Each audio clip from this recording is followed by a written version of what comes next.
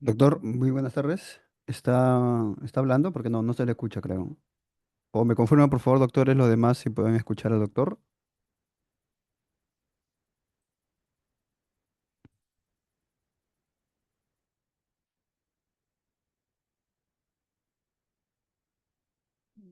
No, doctor, no se le está escuchando.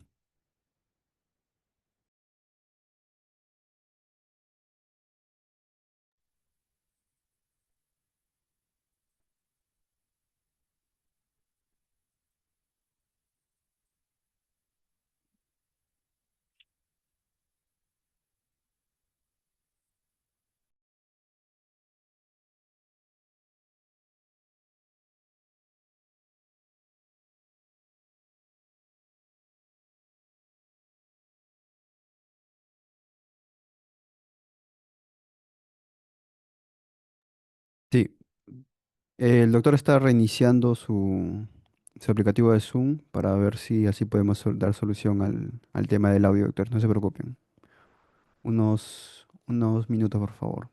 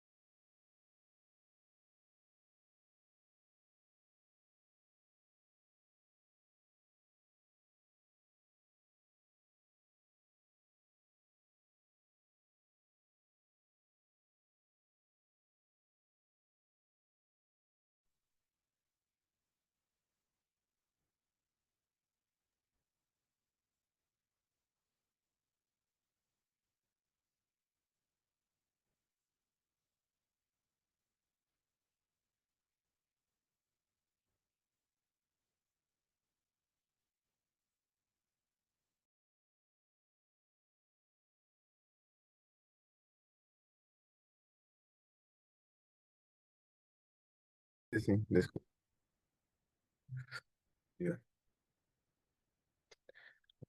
Listo, voy a presentar.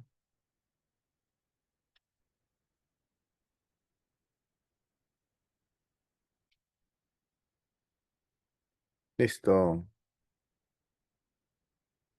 Ya, como les estaba comentando, nuevamente gracias por su asistencia y una vez más gracias a Cirema por eh, por la invitación.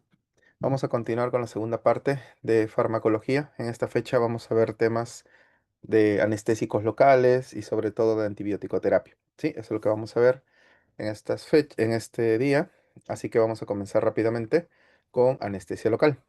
Bueno, primero que los anestésicos locales, ustedes saben, doctores, y vamos a trabajarlo de la misma manera como lo hicimos la clase anterior, ¿sí? Vamos a utilizar el chat, acuérdense, ¿sí? Para que me puedan hacer las preguntas que ustedes crean que sean pertinentes y todo lo vamos a trabajar por ahí. Así que yo voy a estar leyendo el chat por si hay alguna pregunta, con toda confianza me lo pueden hacer. Muy bien, entonces, primero definamos qué es un anestésico local. A ver, primero que los anestésicos locales son fármacos que nosotros empleamos muy comúnmente en la consulta dental, tanto para procedimientos simples como para procedimientos complejos, ¿no? Entonces, son medicamentos que pueden bloquear totalmente la sensibilidad de una neurona. O sea, tienen que diferenciar lo que es un anestésico de lo que es un analgésico. Son cosas diferentes, ¿no? El analgésico reduce el dolor, ¿cierto? Reduce el dolor. Si tú sufres una lesión, lo que hace el analgésico es reducir el dolor que tú sientes, pero no bloquearlo totalmente.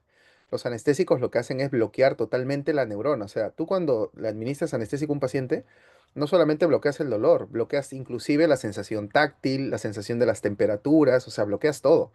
Son los únicos medicamentos que pueden generar un bloqueo total de la neurona, ¿cierto? Eso no hacen los analgésicos.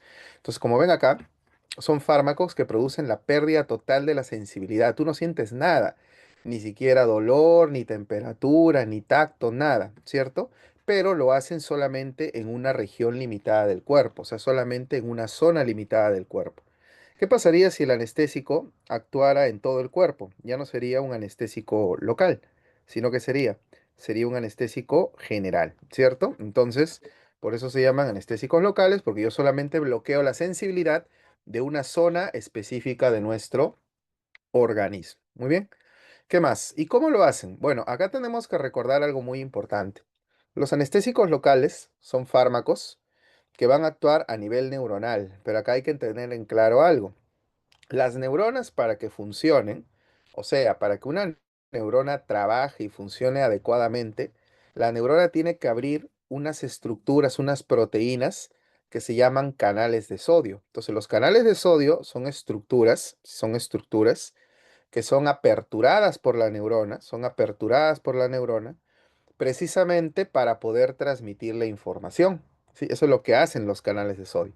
Entonces, si yo bloqueo el canal de sodio, esa neurona pierde la capacidad totalmente de transmitir cualquier cosa. Transmitir temperatura, transmitir tacto, inclusive también transmitir dolor. ¿Sí? Entonces, muy importante cómo funcionan estos anestésicos locales. Bloquean a los canales de sodio. Son bloqueantes de canales de sodio.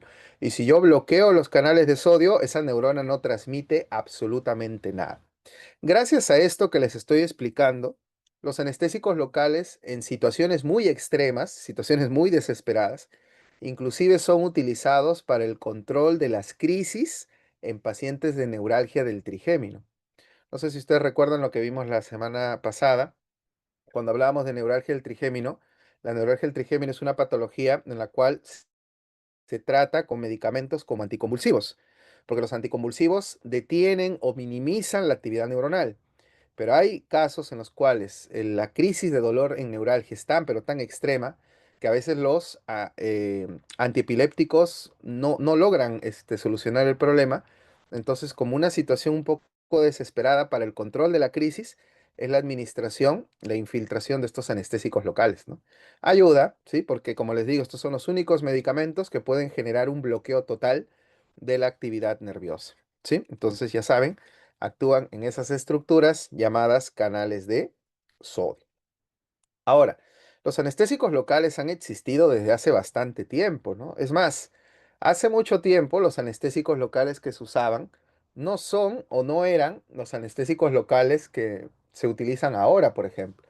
Ustedes saben que los anestésicos locales, si queremos dividirlos, se van a dividir principalmente en dos grupos. Tenemos los anestésicos locales de tipo amidas y por otro lado tenemos los anestésicos locales de tipo ésteres. Sí, tenemos esos dos, las amidas y los ésteres. De estos dos, ¿cuáles son los más antiguos? ¿Cuáles son los medicamentos más antiguos con los cuales se comenzó toda esta eh, terapia o utilización de estos medicamentos?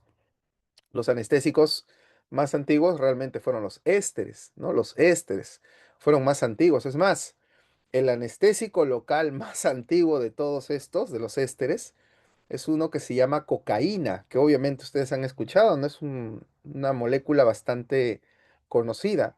Antes, y así es, doctores, como lo están escuchando, antes utilizaba la cocaína como anestésico local.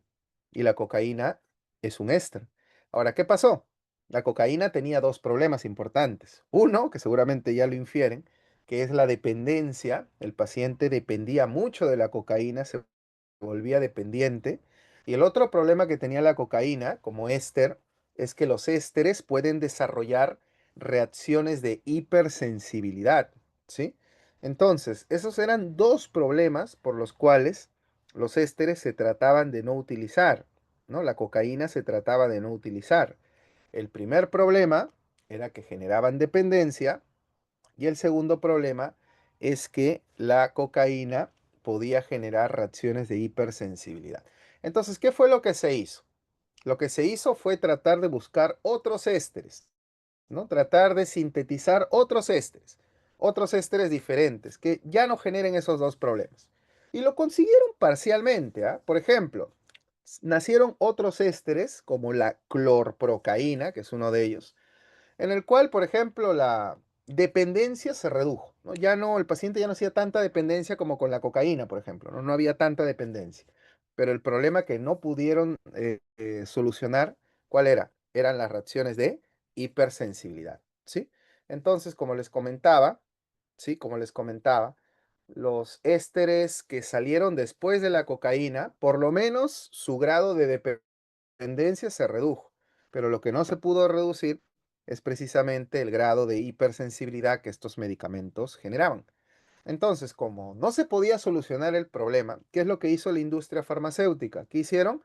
Crearon otro tipo de anestésicos, otro tipo de medicamentos que hagan lo mismo, o sea, bloqueen a las neuronas, pero sin generar los problemas que tenían los ésteres. Y ahí fue donde nacieron las amidas, ¿no? La primera amida que nació fue la lidocaína, que hasta la fecha se sigue utilizando como anestésico local.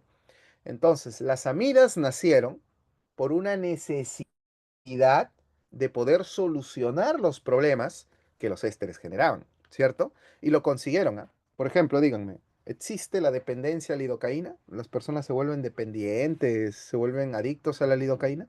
¿Qué opinan? No hay, ¿no? Dependencia a lidocaína no hay. Y ahora, alergia, ¿bajó o no bajó el grado de hipersensibilidad de alergia con las amidas? Claro, es bien raro, y escúcheme bien lo que voy a decir, es bien raro que un paciente haga alergia a una amida. Es bien raro que un paciente haga alergia a lidocaína, o haga alergia a mepivacaína, o haga alergia a articaína, ¿no? Que son las tres amidas más conocidas. Es bien raro que un paciente haga alergia a ello. Entonces, cuando nacieron las amidas, se solucionó esos dos problemas que tenían los ésteres. No había dependencia, las amidas tienen dependencia cero, no generan dependencia, y el riesgo de hipersensibilidad se redujo bastante, ¿no? Es bien raro, como les repito, un paciente alérgico a amidas. Podría haber, pero de todas maneras es bastante raro, ¿no? Es bastante raro. ¿Sí? Muy bien, sigamos. A ver, acá tenemos las amidas. Primero veamos las amidas, ¿sí? Veamos las amidas. Las amidas, por ejemplo, que nosotros vemos acá, las más conocidas, ¿cuáles son? Lidocaína, ¿sí? Lidocaína, una amida bastante conocida. Es más, esta fue la primera amida que se sintetizó y es la que hasta la fecha, ¿sí? Todavía se utiliza en el campo médico, en el campo odontológico, ¿no? ¿Sí? Muy bien, este es un medicamento que se utiliza realmente bastante, no solamente en medicina, sino también se utiliza mucho en odontología. Es más, en odontología, en odontología es básicamente el medicamento más utilizado para anestesia local, ¿sí? Muy bien, ¿qué más? ¿Qué más? Tenemos, por ejemplo, otro que es la mepivacaína. Pero hagamos algo diferente, a ver, hagamos algo diferente. Les voy a presentar ahorita a estos anestésicos, ¿sí? A estos anestésicos. Y les voy a decir algunos datos especiales de cada uno, ¿no? Lo que hace especial al anestésico. No sé si se entiende. Sí, vamos a hacer eso. Vamos a hacer, ahorita les menciono el anestésico y después vamos a básicamente hablar de algunas propiedades que son de este medicamento y algunas propiedades que le dan una cierta ventaja, ¿sí? Al fármaco que voy a mencionar. Muy bien, así que comencemos. Comencemos con la lidocaína. Espera, acá creo que hay una pregunta. Buenas tardes, ¿cómo reacciona? Buenas tardes. Ya. La penicilina procaínica. ¿Por qué el nombre? Porque tiene procaína. Se llama penicilina procaínica porque tiene precisamente procaína. Ese es un medicamento, la penicilina G procaínica, es un medicamento que se coloca por vía inyectable, ¿no? Es una penicilina que vamos a ver en la segunda parte de antibióticos. Y precisamente tiene procaína, ¿no? Y la procaína cumple un papel de anestesia local. Lo que pasa es que estos medicamentos, que como la penicilina G procaínica, por ejemplo, son medicamentos que generan dolor al momento de la inyección. Son fármacos de depósito. Y como son fármacos de depósito, pueden generar mayor dolor al momento de inyectarlo. Entonces la penicilina G procaínica tiene esa ventaja, ¿no? Que como tiene procaína, básicamente reduce la absorción del anestésico para que sea perdón, la absorción del antibiótico para que sea de depósito y también de pasada reduce el grado de dolor, ¿no? Pero eso lo vamos a explicar mejor en la segunda parte de la clase, ¿sí? Solamente para dar respuesta a la pregunta que me están haciendo. Muy bien, entonces empecemos. A ver, primero hablemos de la lidocaína. A ver, ¿cuál es su ventaja de la lidocaína o su habilidad especial, por así decirlo, de este medicamento? Primero, que es el medicamento más seguro en gestantes y en niños. ¿Sí? Lidocaína es un anestésico muy bueno. Se puede usar obviamente en adultos, en niños, ¿no? Pero es el más seguro en gestantes y en niños. O sea, si tú quieres colocar un anestésico local en mujeres embarazadas, lidocaína es la mejor opción. Si tú quieres dar un anestésico con total confianza en la población pediátrica, lidocaína es una opción. Sí, es el más seguro tanto en gestantes como en pacientes pediátricos. Sí, es un medicamento con un margen de seguridad bastante bueno. Sí, por eso la lidocaína se usa tanto en medicina, tanto en odontología, porque tiene un margen de seguridad bastante bueno. ¿Sí? Esa sería su habilidad especial o su característica especial de este medicamento. ¿Sí? Por otro lado, tenemos la mepivacaína. A ver, ¿cuál será su habilidad o su característica especial de la mepivacaína? Primero, que también es seguro en niños. ¿Sí? Mepivacaína también es seguro en niños. Se puede aplicar mepivacaína a población pediátrica, no hay problema. Pero una habilidad especial que tiene mepivacaína es que es uno de los anestésicos que menos altera al sistema cardiovascular. La mepivacaína es uno de los anestésicos que menos altera en pacientes con, o mejor, menos altera al sistema cardiovascular. Entonces, por eso la mepivacaína se emplea mucho. ¿En qué población? En la población hipertensa, en un paciente que tenga problemas cardiovasculares, uno de los anestésicos de mayor elección es mepivacaína, ¿sí? Entonces, a ver, repasemos las características o las habilidades especiales de cada uno de estos anestésicos. Lidocaína, como ya les estaba comentando, es un medicamento que es muy seguro en todas las poblaciones, pero especialmente en población gestante y en población pediátrica. Mepivacaína es un anestésico muy importante, también se puede emplear en población pediátrica, pero sobre todo se emplea en pacientes con enfermedad cardiovascular, porque la mepivacaína es uno de los que menos altera la función cardíaca. ¿Sí? Muy bien. Esa sería su habilidad. La articaína, que nosotros utilizamos también bastante en odontología, ahora en los últimos años, porque antes no había articaína. La articaína, por los años, a ver si recuerdo, 2012, 2014, desde el 2010, si no me equivoco, articaína se fue del mercado peruano, pero ahora ya lo están vendiendo. Y articaína es un anestésico que tiene como habilidad especial o como característica especial que es el medicamento que más se debería utilizar en la población con problemas hepáticos. Por ejemplo, les explico. ¿Qué es lo malo de lidocaína y mepivacaína? Que estresan mucho al hígado. Lidocaína y mepivacaína se metabolizan mucho en el hígado. Si yo estuviera atendiendo a un paciente con problemas hepáticos, yo para poder tratarlo tendría que utilizar cantidades muy bajas de lidocaína, muy bajas de mepi. No podría utilizar una gran cantidad de cartuchos. Podría utilizar un cartucho, máximo por ahí cartucho y medio y nada más, porque el paciente tiene un problema hepático. Pero la articaína, ¿qué sucede? La articaína es un medicamento que no daña el hígado, absolutamente nada.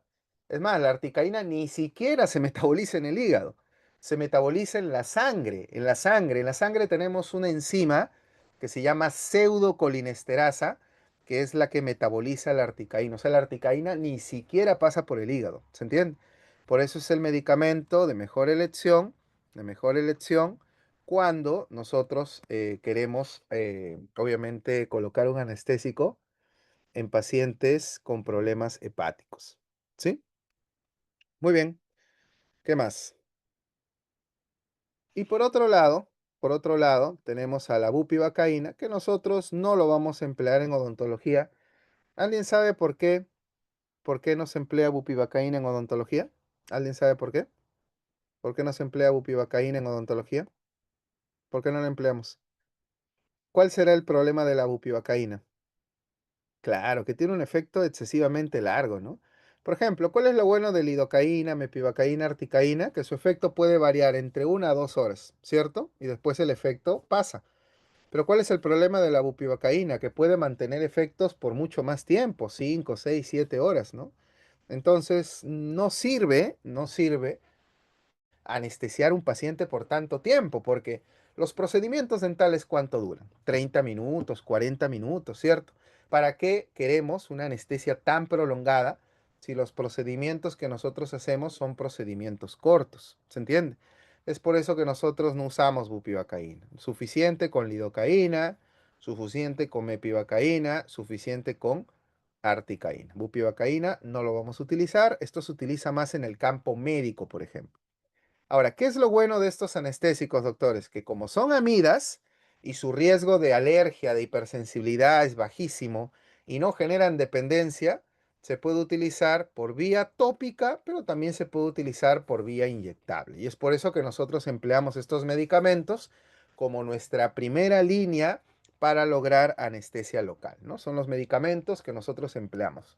No empleamos tanto los ésteres, que ahorita vamos a conversar un poco sobre ellos. Empleamos principalmente amidas para su manejo. ¿Sí?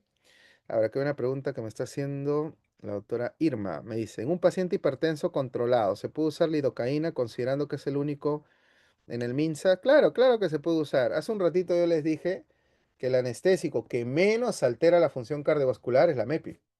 Pero no he dicho que está prohibido utilizar lidocaína o articaína, por ejemplo, en pacientes cardiópatas, ¿no? No está prohibido. La MEPI es cierto, es el que menos altera la función cardiovascular, pero en todo caso, si no contamos con mepivacaína, se podría utilizar lidocaína, por ejemplo, ¿no? Es más, en pacientes con enfermedad cardiovascular, por ejemplo, con hipertensión controlada, como es la pregunta que me están haciendo, hasta se puede utilizar epinefrina, ¿sí? Que eso lo vamos a hablar más adelante, hasta cuánto se podría utilizar, pero también, inclusive lidocaína con epinefrina se podría utilizar, si es que el paciente está controlado, ¿sí? Muy bien, a ver, sigamos. A ver, si es un paciente diabético, ¿qué anestésico puede usar?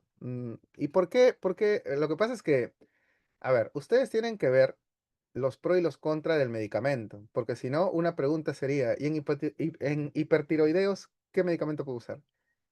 ¿Y en pacientes con lupus, qué medicamento puedo usar? ¿O qué anestésico? Y en pacientes con, no sé, pues se me ocurre ver otra enfermedad, en pacientes con, no sé, pues con VIH, ¿qué anestésico puedo usar? Entonces, ustedes primero, antes de analizar qué anestésico pueden usar en una enfermedad, pregúntense, ¿qué problema puede generar el anestésico en la enfermedad? No, no sé si me dejo entender. Es como que yo les diga, ¿no? En un paciente con gastritis, ¿qué anestésico puedo usar? Pregunta, ¿el anestésico afectaría la gastritis? O sea, me he ido a un extremo, ¿no? No afecta para nada, ¿no? Entonces tú puedes usar lidocaína, mepivacaína, articaína en un paciente con gastritis, ¿no? Ahora me están haciendo una pregunta. En diabéticos, ¿qué anestésico podría usar? La pregunta es, ¿qué problema generaría un anestésico en un diabético? En hipertensos es otra cosa, ¿no? Porque ahí sí vemos un efecto directo, ¿no? Porque estoy comentándoles que los anestésicos pueden alterar el sistema cardiovascular. Por eso la pregunta. ¿En hipertensos, doctor? Ya, bacán. Pero en diabéticos, no, no sé si me dejo entender sí hay una conexión, pero quiero que me la digan. ¿Cuál es la conexión?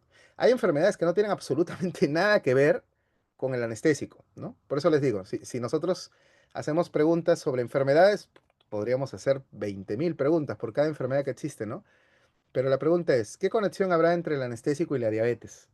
A ver, les digo, los diabéticos, por ejemplo, los diabéticos, eh, tienen una hiperglicemia, ¿cierto? Si ustedes se acuerdan sus clases de fisiología, el anestésico no haría absolutamente nada en la alteración de la glicemia. El anestésico. Pero el vasoconstrictor sí.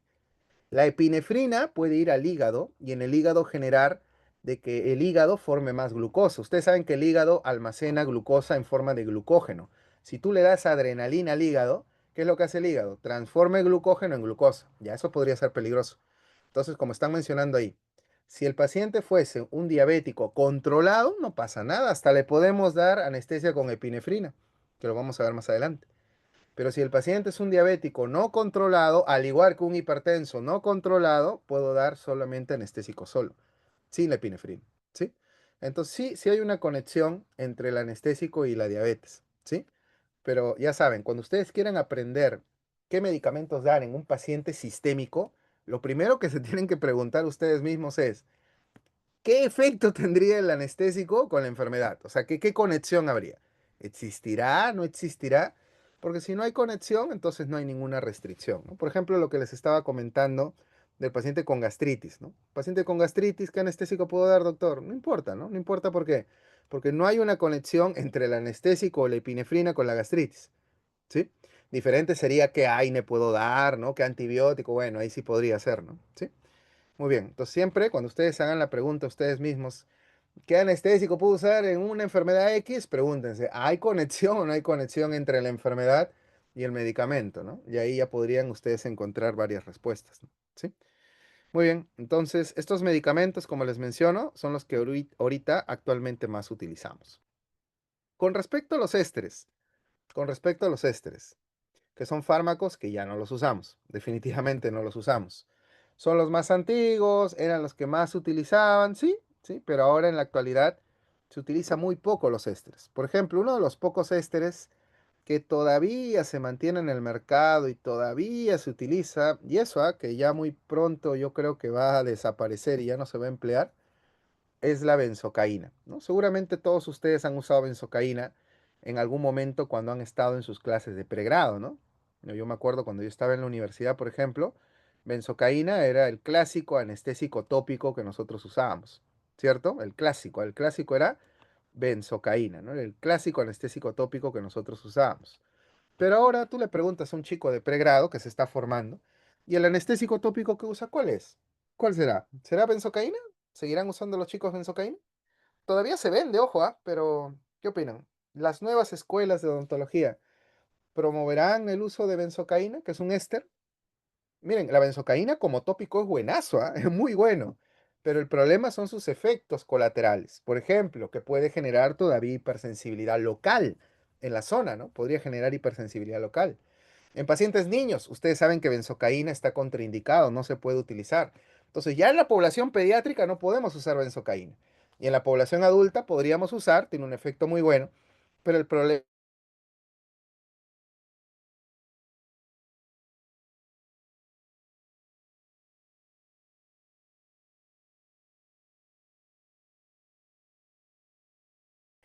Y se está...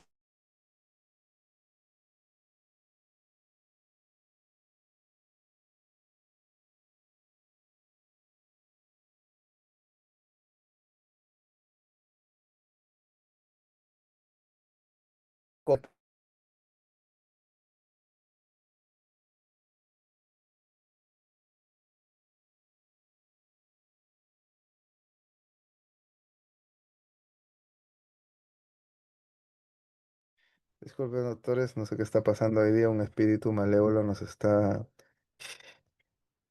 queriendo boicotear la clase, pero no se lo vamos a permitir. Ahora sí, ¿me logran ver y me logran escuchar bien?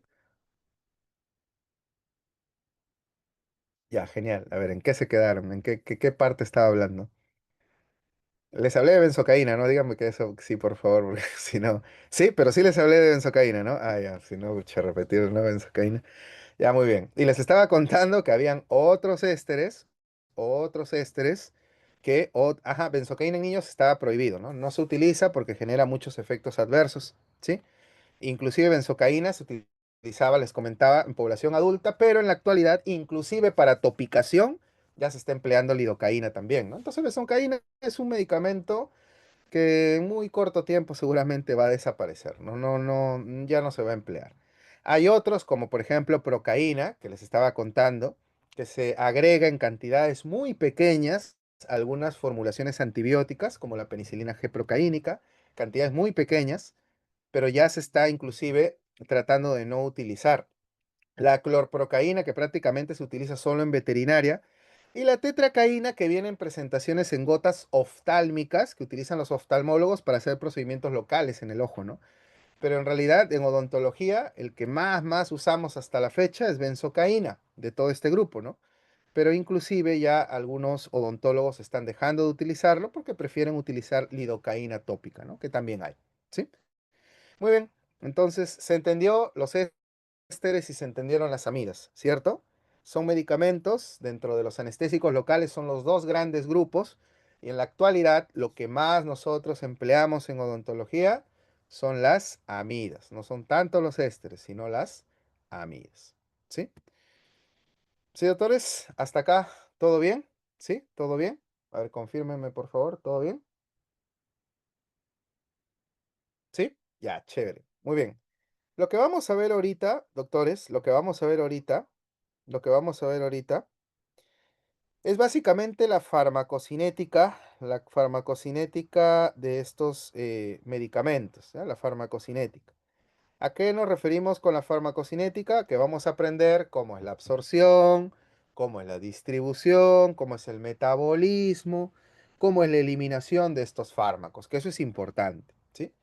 A ver, primero hablemos del primer proceso. Esto ya lo vimos la clase pasada, los procesos farmacocinéticos. Hablemos de la absorción, ¿sí? Hablemos de la absorción.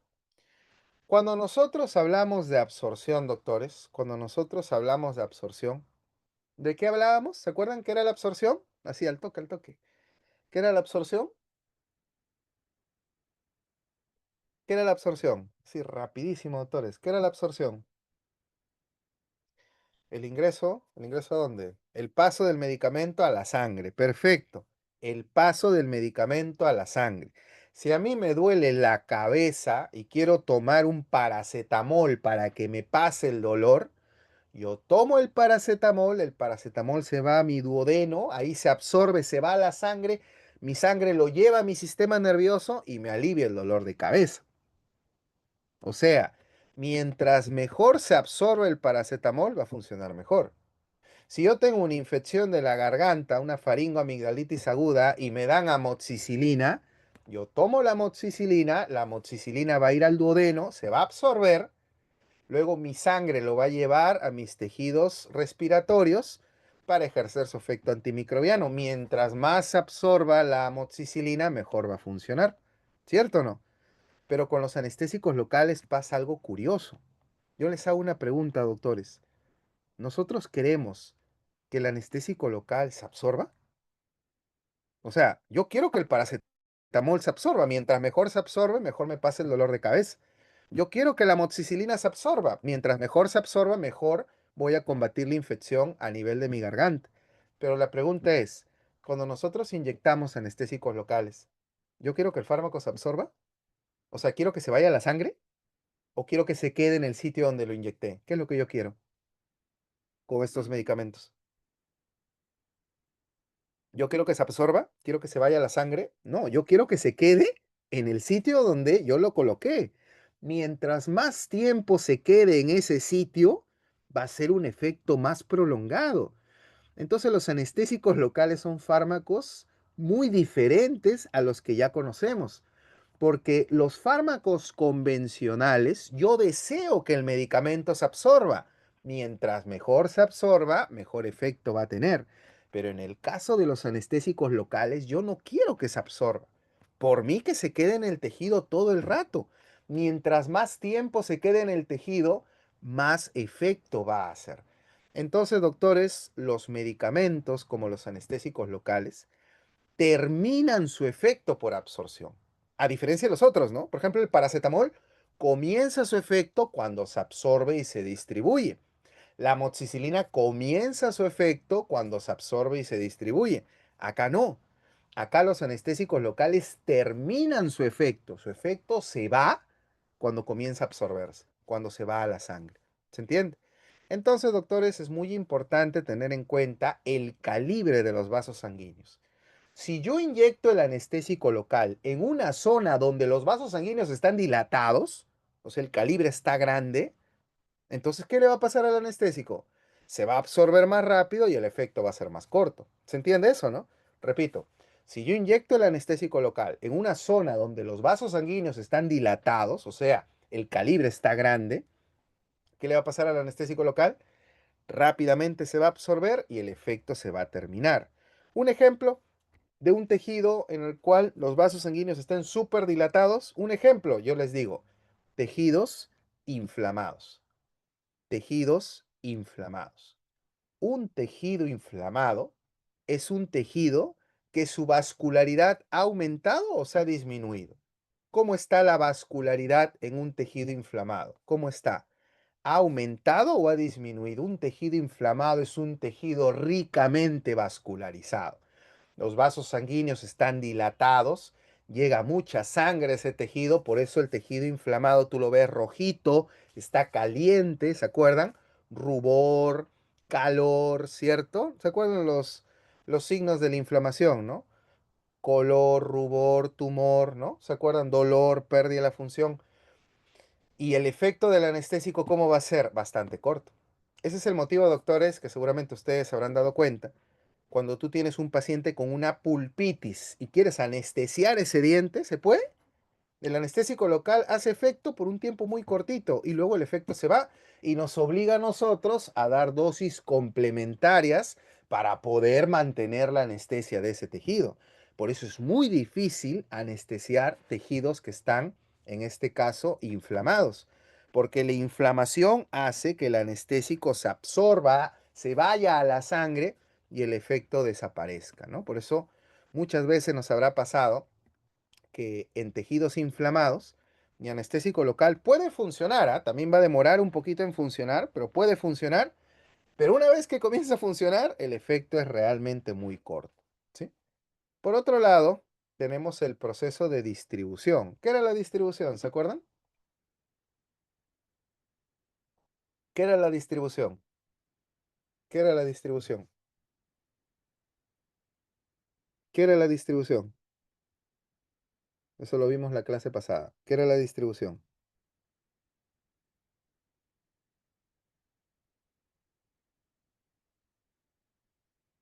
¿Se olvidaron, doctores? ¿Qué era la distribución? Era cuando el fármaco viajaba por la sangre, ¿cierto? El fármaco viajaba por la sangre. ¿Sí me escuchan, no? ¿Me están escuchando, cierto? Hola, hola. ¿Sí me escuchan? Ah, ya. Era cuando el fármaco viajaba por la sangre para irse por otros tejidos, ya.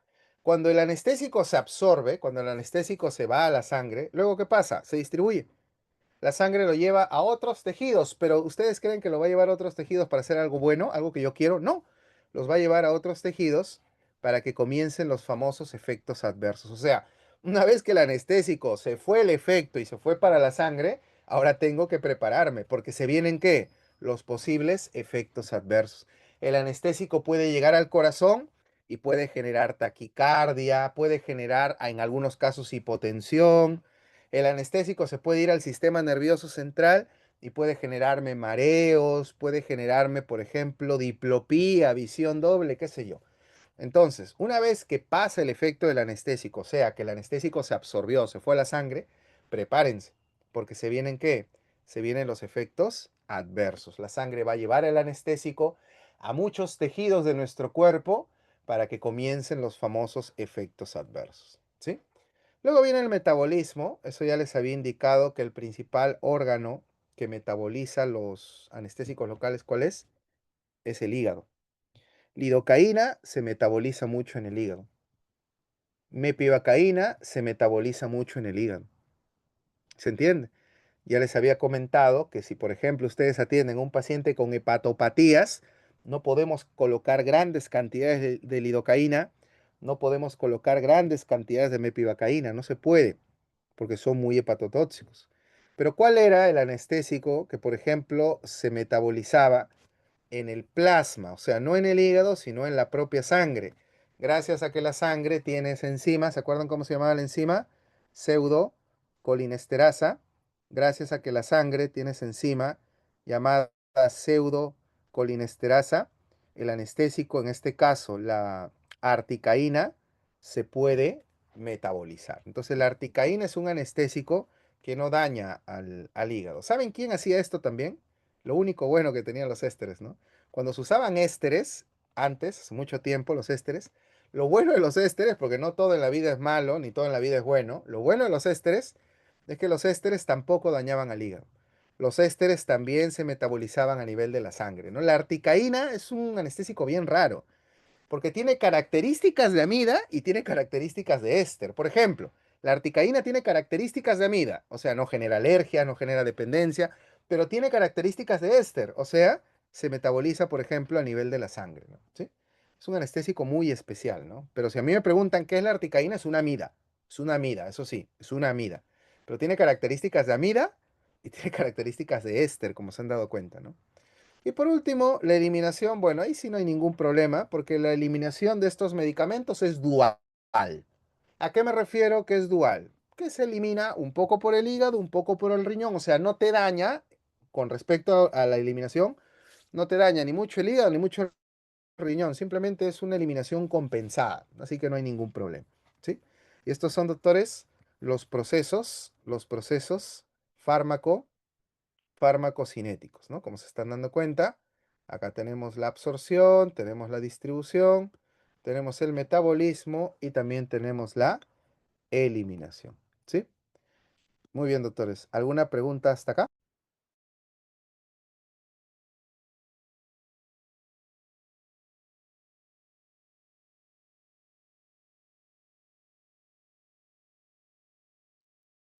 Muy bien, todo está claro. Sigamos, sigamos, sigamos.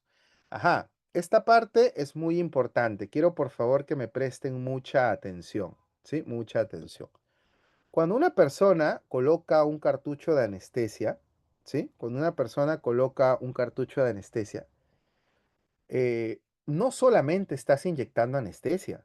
Es como cuando hablábamos, ¿se acuerdan la semana pasada cuando yo les decía, a ver, dale a tu paciente, no sé, pues diclofenaco, ¿no? El paciente se va a la farmacia y compra Voltaren. Voltaren es una marca de diclofenaco. Yo les preguntaba, ¿no? ¿Qué es lo que tiene el Voltaren? Tiene diclofenaco. ¿Pero qué más tenía ese preparado, esa tableta, esa cápsula? ¿Qué más tenía?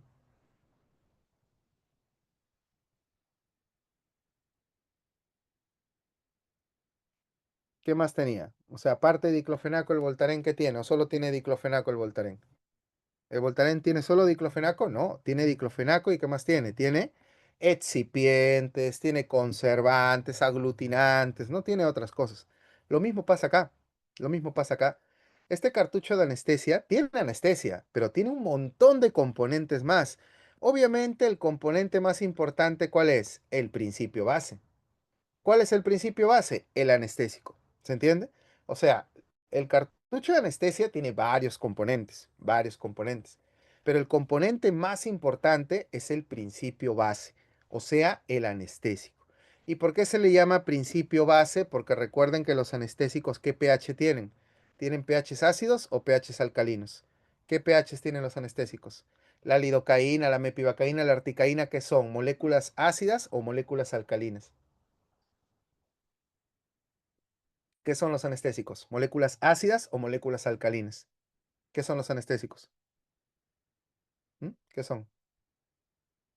Los anestésicos son moléculas alcalinas, ¿sí? Principio base.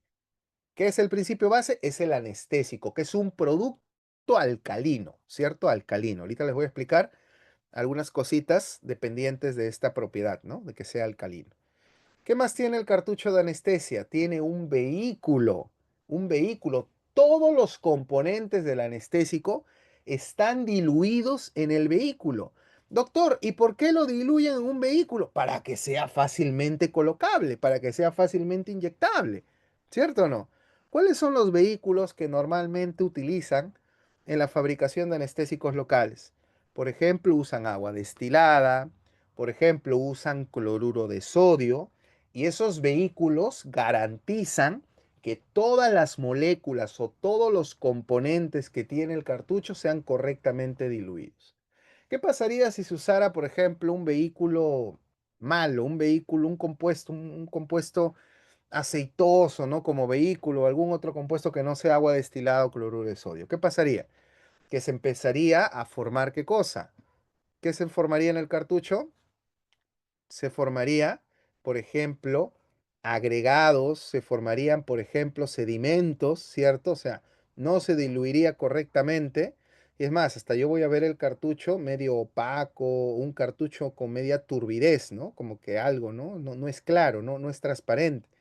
Si tú ves, por ejemplo, un cartucho que tiene turbidez, o sea, está medio oscuro, como que no lo ves transparente, es mejor no utilizarlo, ¿no? ¿Sí? Entonces el vehículo es en realidad un compuesto muy importante porque permite diluir todos los componentes del cartucho. ¿Sí? El vehículo. El vehículo es agua. Agua destilada, cloruro de sodio, ese es el vehículo. Aparte, los anestésicos locales tienen un corrector de pH. A ver, ¿qué es eso? A ver, les comento algo. ¿Por qué no se puede colocar anestesia local en un tejido infectado? Bueno, hay varios motivos, ¿no? Pero ¿por qué no se puede colocar, por ejemplo, viene un paciente con un absceso dentalveolar agudo, yo quiero hacerle la endodoncia o no sé, la exodoncia, ¿no? Y yo tengo que anestesiar. La pregunta es, ¿por qué no está recomendado hacer eso? ¿Por qué no está recomendado inyectar anestesia local en esa piecita que tiene un diagnóstico infeccioso? ¿Por qué? Claro, porque la infección te genera un pH ácido. Pregunta, ¿estos medicamentos qué son? Son medicamentos alcalinos. Si tú colocas algo alcalino en un ambiente ácido, ¿qué le va a pasar al medicamento? Se ioniza y se inactiva. No funciona, ¿sí? Otro motivo por el cual no es recomendable colocar anestésicos en piezas infectadas es que tú con la aguja puedes diseminar la infección y eso es peligrosísimo, ¿cierto? Sí, por eso no se puede hacer eso. Ahora, el detalle es que el anestésico local es muy susceptible a los cambios de pH. Por eso necesita un estabilizador de pH. El anestésico local necesita un corrector de pH, o sea, un compuesto que haga que el pH del anestésico no se altere tanto cuando ingresa a algún tejido. ¿Se entiende? Por ejemplo, ¿qué correctores de pH se usa mucho? Acá se los escribo en el chat. Se utiliza, por ejemplo, bicarbonato de sodio, se utiliza mucho como un corrector de pH, ¿sí? Y también como un corrector de pH se puede utilizar, aunque suene un poquito extraño, el ácido clorhídrico, ¿cierto? Es más, de estos dos, bicarbonato y ácido clorhídrico, el que más se utiliza como corrector de pH es precisamente el ácido clorhídrico, ¿no? Y es más, si ustedes ven una caja de lidocaína, miren componentes, busquen en la caja, ¿no? Cuando compren su caja de lidocaína, componentes, ¿no? No les va a decir lidocaína, les va a decir esto tiene clorhidrato de lidocaína. ¿Y por qué clorhidrato? Precisamente por el ácido clorhídrico, ¿no? ¿Sí? Muy bien, entonces ese es el corrector de pH. El corrector de pH sirve para que el anestésico no se altere tanto ante los cambios de pH de un tejido, ¿sí?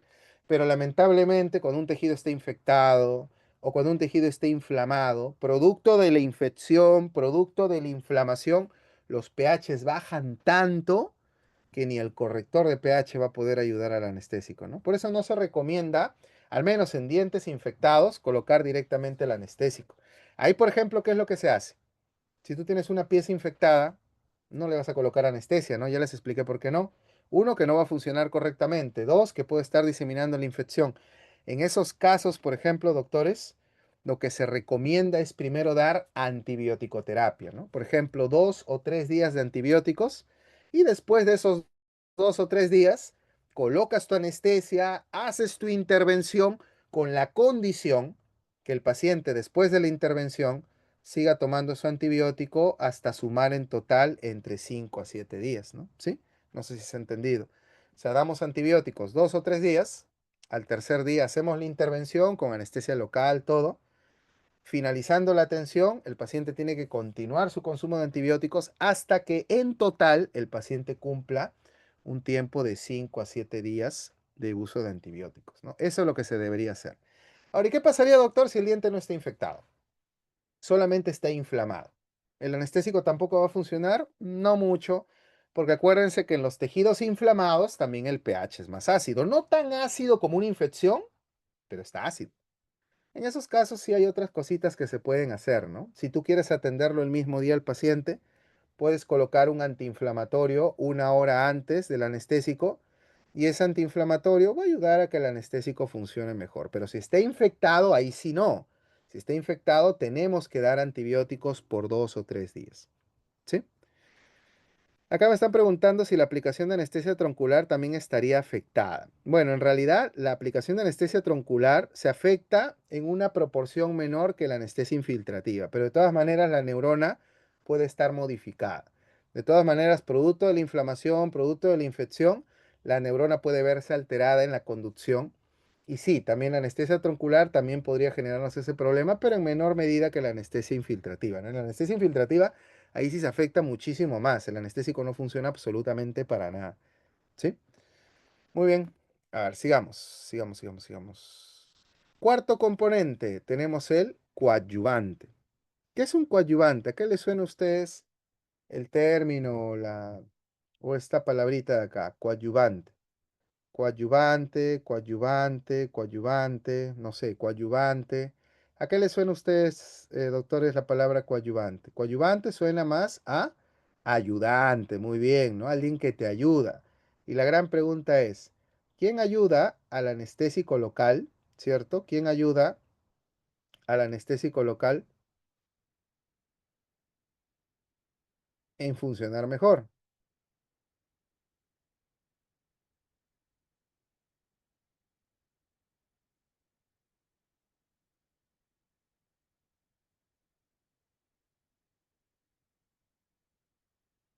La epinefrina, muy bien, o sea, el vasoconstrictor.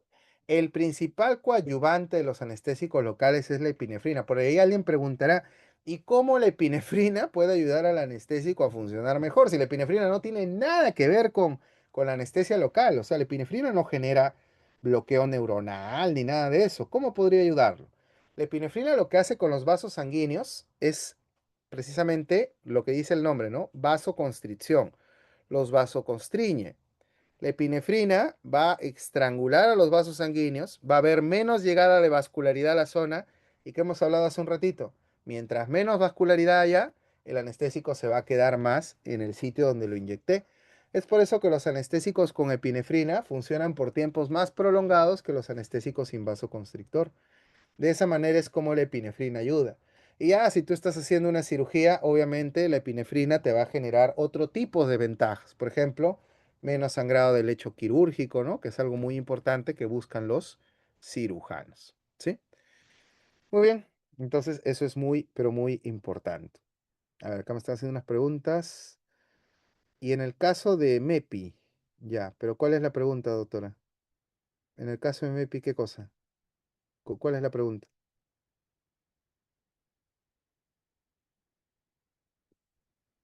¿Cuál es la pregunta para poder... ¿Cuál es el coadyuvante? Ah, ya. Mepivacaína viene básicamente en dos presentaciones.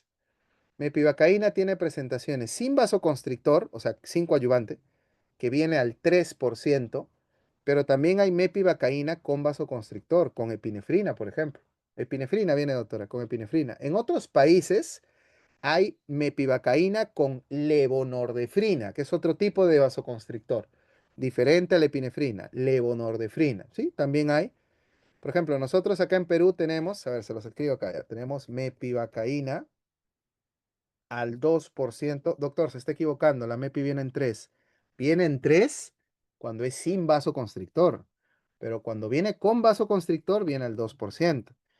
Y normalmente viene asociada a epinefrina, con epinefrina 1 en 100.000. ¿Sí? Esa es la presentación, sí logran ver el chat, ¿no? Esa es la presentación con la cual se vende acá en Perú, por ejemplo, es la presentación más común, ¿sí?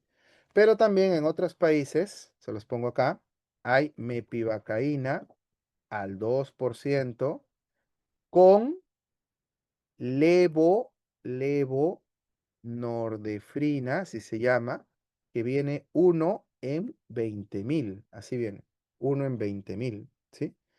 Eso lo pueden vender en otros países. La levonorrefrina es un vasoconstrictor muy potente, muy potente. Acá en Perú lo que más tenemos es mepivacaína al 2% con epinefrina 1 en 100.000, pero también puede haber mepivacaína al 2% con levonorrefrina 1 en 20.000. ¿Sí? ¿Se entiende? Sí, pero ojo, también hay mepivacaína sola, mepivacaína sin coadyuvante al 3% también, ¿no? También hay. ¿Sí? Muy bien. Sigamos, sigamos. Sí se entendió la duda, ¿no? Muy bien. Sigamos. A ver, tenemos otro componente. ¿Cuál es el otro componente? Tenemos a los preservantes, los preservantes. A pesar que la OMS ya ha dicho hace bastante tiempo que no recomienda colocarle preservantes a los cartuchos dentales, algunas casas comerciales, normalmente ¿quién no le hace caso a la OMS? Normalmente ¿quién? ¿Los países europeos, norteamericanos o sudamericanos? ¿Cuál creen que no le hace caso a la OMS? ¿Que a la OMS? Lo que hable, ¿no? La OMS.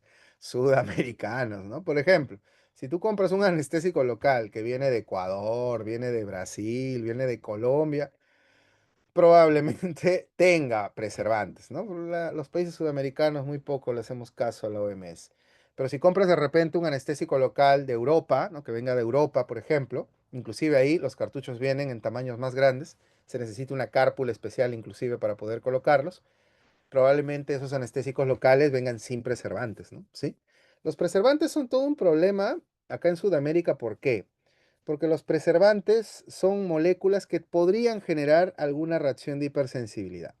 No son los que más hipersensibilidad generan, pero por ahí podrían generar algunas reacciones de hipersensibilidad. Uno de los preservantes más conocidos son los famosos metilparabenos. Seguramente han escuchado, ¿no? Los metilparabenos. Los parabenos, los metilparabenos, son los preservantes que más se utilizan en la fabricación de anestésicos locales. Es más, cuando tú veas en una caja de un anestésico, imagínense, compramos un anestésico de Europa, ¿no? Normalmente ellos en su caja dice esto, miren, estas tres letras, MPF. ¿Qué significa MPF? Free, ¿no? Del término en inglés de metilparabenos, ¿no? O sea, libres de metilparabenos, ¿sí? Entonces, lamentablemente acá en Sudamérica no. Acá sí tienen metilparabenos muchos, pero en cartuchos de otros países, por ejemplo, más que nada de los países europeos, sí son libres de metilparabenos, ¿no? Y tienen estas tres letras, MPF, ¿no? Que no tienen parabenos, no tienen, ¿sí? Pero bueno, nosotros tenemos que tener en cuenta que los cartuchos que nosotros usamos muchas veces tienen estos parabenos, estos preservantes, ¿sí? Que podrían generar reacciones de hipersensibilidad, pero estos de acá son los peores generando hipersensibilidad, los antioxidantes. Es más, yo cuando al inicio de la clase les dije, seguramente cuando les dije, doctores, es bien raro que una persona sea alérgica a las amidas, seguramente alguno de ustedes pensó, oye, pero yo he colocado lidocaína y mi paciente hizo ronchitas, hizo eritemas, hizo prurito, ¿no? No, el doctor está equivocado, ¿no? A mí me pasó. Es más, a mi amigo también le colocó anestesia a una señora y le generó también, se ruborizó la zona, se empezó a hinchar un poquito, eso es alergia, ¿no? Pero curiosamente, me mantengo en lo que les dije. Es bien raro que un paciente sea alérgico a la amida. Pero cuando yo digo eso, me estoy refiriendo al principio base. O sea, es bien raro que un paciente me haga alergia al principio base, o sea, a la lidocaína en sí, a la mepivacaína en sí. Pero yo no hablé de los antioxidantes, ¿no? ¿Tú le puedes hacer alergia al cartucho? Sí, al cartucho sí, pero no por culpa del anestésico, sino por culpa de los antioxidantes que tiene el cartucho. Los antioxidantes son moléculas que se le agrega a un cartucho, pero solamente se le agrega a los cartuchos que tienen vasoconstrictor, nada más. Si un cartucho tiene epinefrina, tiene antioxidante, de todas maneras.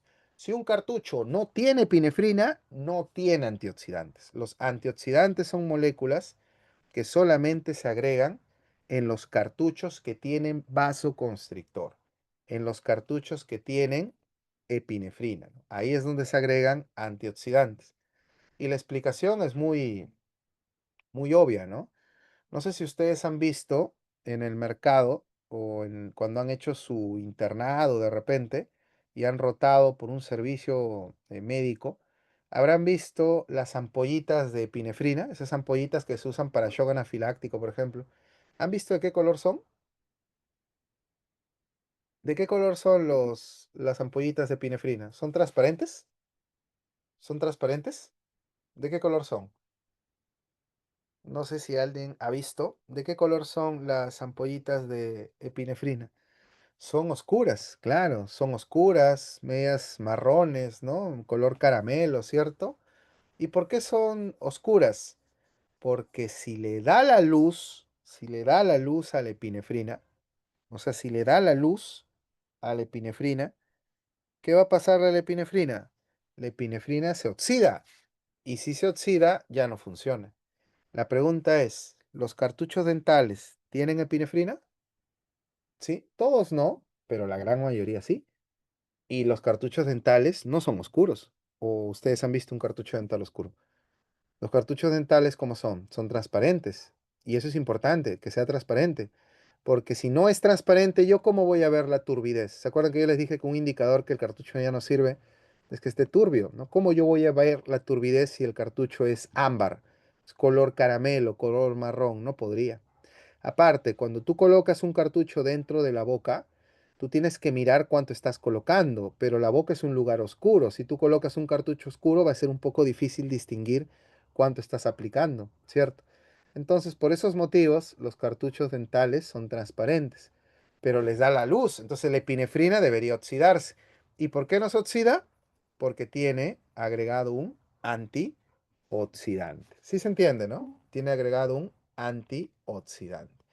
Entonces los antioxidantes, como por ejemplo los bisulfitos de sodio, los metabisulfitos de sodio, esos son los antioxidantes más usados, los bisulfitos de sodio, los metabisulfitos de sodio.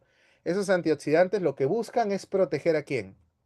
¿A la lidocaína o a la epinefrina? ¿A quién buscan proteger? ¿A quién buscan proteger los antioxidantes, como los bisulfitos de sodio? ¿A quién buscan proteger? A la epinefrina. Es por eso que si un cartucho no tiene epinefrina, un cartucho no tiene epinefrina, entonces tampoco tiene antioxidantes. Tampoco tiene antioxidantes, ¿sí? Eso es algo muy importante que tienen que recordar, ¿sí? Muy bien, doctores, y acuérdense que los bisulfitos son las moléculas que más probablemente puedan generar alergia en un paciente, ¿sí? Es más probable que generen alergia en un paciente. Si un paciente te ha hecho alergia al cartucho, o sea, tú le has inyectado un cartucho y te ha hecho alergia, doctor, ¿podría ser alérgico a la lidocaína? Podría ser, ya, podría ser, pero es raro. Lo más probable es que me esté haciendo alergia a los bisulfitos, ¿sí? ¿Cómo lo descarto? Le puedo hacer un prick test, una prueba de hipersensibilidad que se hace en la piel, y con eso se podría descartar, ¿sí? Muy bien, doctores, hasta acá. ¿Alguna pregunta con respecto a los componentes del cartucho dental? ¿Alguna pregunta? ¿Está todo claro? A ver, acá hay una pregunta que me están haciendo. Vamos a leerla. El doctor Brian dice, doctor, entonces la mepivacaína sin epinefrina sería más segura en términos de alergia. Pues sí. Por ejemplo, a ver, tomando en cuenta la pregunta del doctor Brian, si tú atiendes a un paciente asmático, por ejemplo, tú le preguntas, disculpe señor, ¿usted ha hecho alergia a los anestésicos? No, doctor. Es más, no me han colocado casi mucho, ¿eh? O sea, en toda mi vida me han colocado pocas veces anestésico. Pero ojo, él es asmático, o sea, él te dice que no es alérgico a la anestesia, ¿no? Te he dicho eso. Pero la pregunta es, ¿un asmático tiene riesgo permanente o no tiene riesgo permanente de una crisis asmática? De que, por ejemplo, los bronquios se cierren, se constriñen. ¿Tiene o no tiene un riesgo permanente? ¿Tiene o no tiene? Claro, entonces para evitar que se dé ese evento, mejor evito cualquier alergeno, ¿no? Por ejemplo, evito los bisulfitos. Por eso en la población asmática, nosotros de preferencia usamos anestesia sin vasoconstrictor, de preferencia, ¿cierto? Pero no es porque el asmático me haya dicho, oye, yo soy alérgico a los anestésicos, no, sino para prevenir una posible crisis asmática, que es de lo que más padecen estos pacientes de acá, ¿no? ¿Sí? ¿Se entiende? ¿Sí? Bacán, muy bien. Entonces, esos pacientes que son asmáticos, que llegan a la consulta y te dicen, doctor, yo he tenido dermatitis atópica, rinitis alérgica, yo soy alérgico a los ácaros, soy alérgico a los mariscos, soy alérgico a las penicilinas. Esos pacientes de ahí hay que tratarlos con mucha pinza, ¿no? Tratar de no exponerlos tanto a otros alergenos, porque no voy a hacer que me haga el cuadro alérgico, ¿no? Sí, muy bien, digamos. Muy bien. Hasta acá, doctores, ¿alguna pregunta para empezar a preguntarnos sobre los efectos adversos? Recuerden que los efectos adversos se pueden generar después de que el medicamento terminó precisamente su efecto, ¿no? ¿Se acuerdan, no? El medicamento terminó su efecto. ¿Y por qué terminó? Por absorción, se fue a la sangre. ¿Y la sangre qué hizo? Empezó a llevar el medicamento a todo el cuerpo y ahí es cuando empezaron los efectos adversos. Entonces, los efectos adversos, como dice su nombre, son efectos que se pueden dar, ¿cierto? Se pueden dar una vez que ya el medicamento se está absorbiendo, se está distribuyendo, ¿no? Ahora, ¿qué pasaría si el medicamento, el anestésico local, por ejemplo, llega al sistema cardiovascular? Si llega al sistema cardiovascular, ¿qué efectos adversos son los más frecuentes? El más frecuente, doctores, es hipotensión. Los anestésicos locales son hipotensores, generan hipotensión. Por ejemplo, la lidocaína genera hipotensión. La articaína puede generar hipotensión. Es más, ¿cuál era el anestésico que no te afectaba tanto al sistema cardiovascular? ¿Cuál era el que no te afectaba tanto? ¿El que no te modificaba tanto al sistema cardiovascular? ¿Cuál era? La mepivacaína. Mepivacaína sería el anestésico local que menos riesgo de hipotensión tiene. ¿Se entiende? Menos riesgo de hipotensión tiene. ¿Sí? Entonces la mepivacaína es el que menos riesgo de hipotensión tiene, porque el efecto adverso cardiovascular más conocido de estos medicamentos es la hipotensión. Si yo inyecté anestesia con epinefrina, la epinefrina podría generarme taquicardia. Pero lo bueno de eso es que es una taquicardia transitoria, o sea, dura unos cuantos minutos y luego pasa. Pero la hipotensión no. La hipotensión sí podría ser un poquito más duradera, inclusive el paciente necesitaría una especie de asistencia, ¿no? Por ejemplo, cuando los pacientes hacen hipotensión por anestésicos, una recomendación es colocarlo al paciente en tren de Lembour. ¿Se acuerdan qué es tren de Lembour, no? Colocar las extremidades inferiores por arriba del plano de la cabeza para mejorar la irrigación al cerebro, porque en hipotensión lo que se compromete es la irrigación al cerebro. No llega una correcta cantidad de sangre al encéfalo. ¿Sí? ¿Sí? ¿Se entiende, no? ¿Sí?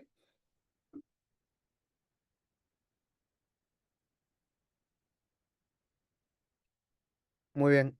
Hasta acá todo claro, ¿cierto? Hay una pregunta, a ver, voy a leerla ya. Y en pacientes hipertensos y además que tengan problemas de coagulación. ¿Problemas de coagulación? ¿Cómo así? ¿Trombosis?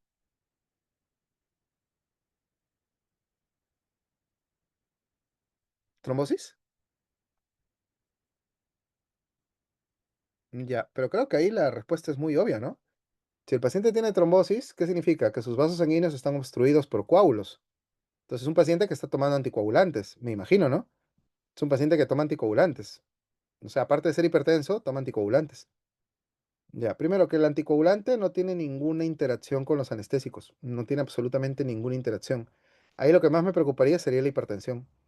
Entonces, aplicamos lo que ya les mencionaba, ¿no? Si el paciente es hipertenso controlado, se puede colocar con epinefrina, ¿no? Hay un límite, que ahorita lo vamos a ver, pero si el paciente no es controlado de su hipertensión, tiene que ser sin vasoconstrictor. Pero yo asumo que es un paciente que tiene consumo de anticoagulantes, ¿no? Porque si es un paciente con trombosis que no consume anticoagulantes, ese paciente es una bomba de tiempo. En cualquier momento me puede hacer nuevamente la trombosis, ¿no? Entonces, si está medicado con su anticoagulante, el anestésico no tiene ninguna interacción con el anticoagulante, no hay ningún problema. Ahí lo que más me preocuparía de ese caso es la hipertensión, nada más. Si no está controlado el paciente, sin vasoconstrictor, si está controlado, se puede colocar vasoconstrictor. Ahorita les digo hasta cuánto se podría colocar. ¿Sí? A ver, acá hay otra pregunta. Doctor, aparentemente el anestésico más seguro sería mepivacaína. No, yo no he dicho eso. No, yo no he dicho eso. O sea, sería más seguro para el sistema cardiovascular, pero no es el más seguro. Por ejemplo, mepivacaína no se puede colocar en población gestante. Por ejemplo, ¿no? Si a mí me ponen delante gestantes, solamente se podría colocar lidocaína. Entre mepivacaína y lidocaína en población pediátrica, más seguro sigue siendo la lidocaína. Claro que sí. Sí, sí, sí se puede usar. ¿Quién tiene un efecto anestésico un poquitito más prolongado? Lidocaína. Mepivacaína tiene un efecto anestésico un poquito más corto. Entonces, no podemos decir que la MEPI es mejor que la Lido. La primera opción que casi siempre se usa acá en Perú es lidocaína. Si yo me voy a Brasil, su primera opción es articaína. Ellos usan más articaína. ¿Por qué? Porque la articaína dura más tiempo todavía, ¿cierto? Y la articaína no daña tu hígado. Entonces, para los brasileros, por ejemplo, la mejor opción es articaína. Pero en realidad hay que tomarlo con muchas pinzas. Por ejemplo, la articaína no se puede colocar en población pediátrica. O por lo menos el niño tendría que tener 5 años recién para adelante para poder colocarla, ¿no? Entonces, personalmente me sigo quedando con lidocaína, ¿no? Sí, sí, sí. Sí, lo que yo dije ahorita de mepivacaína es que no altera tanto el sistema cardiovascular. Eso sí es verdad, no altera tanto el sistema cardiovascular. Pero por eso no podemos decir que es el más seguro, ¿no? No podemos decir eso. ¿Sí? A ver, aquí hay otra pregunta. Doctor, ¿y atraviesan la barrera placentaria los anestésicos? Todos atraviesan la barrera placentaria, pero en cantidades muy pequeñas. Y la que menos atraviesa la barrera placentaria es lidocaína. Por eso es el más seguro en la gestación, ¿no? Si tú buscas en un vademecum, lidocaína es categoría B, quiere decir que se puede usar en gestantes. Si tú buscas en un vademecum, mepivacaína y articaína son categoría C. ¿Qué significa? Que su uso puede tener riesgos. Entonces, si se puede tener riesgos, ¿para qué usarlos, no? Mejor me quedo con lidocaína, ¿no? ¿Sí? ¿Sí? ¿Se entiende, no? ¿Sí?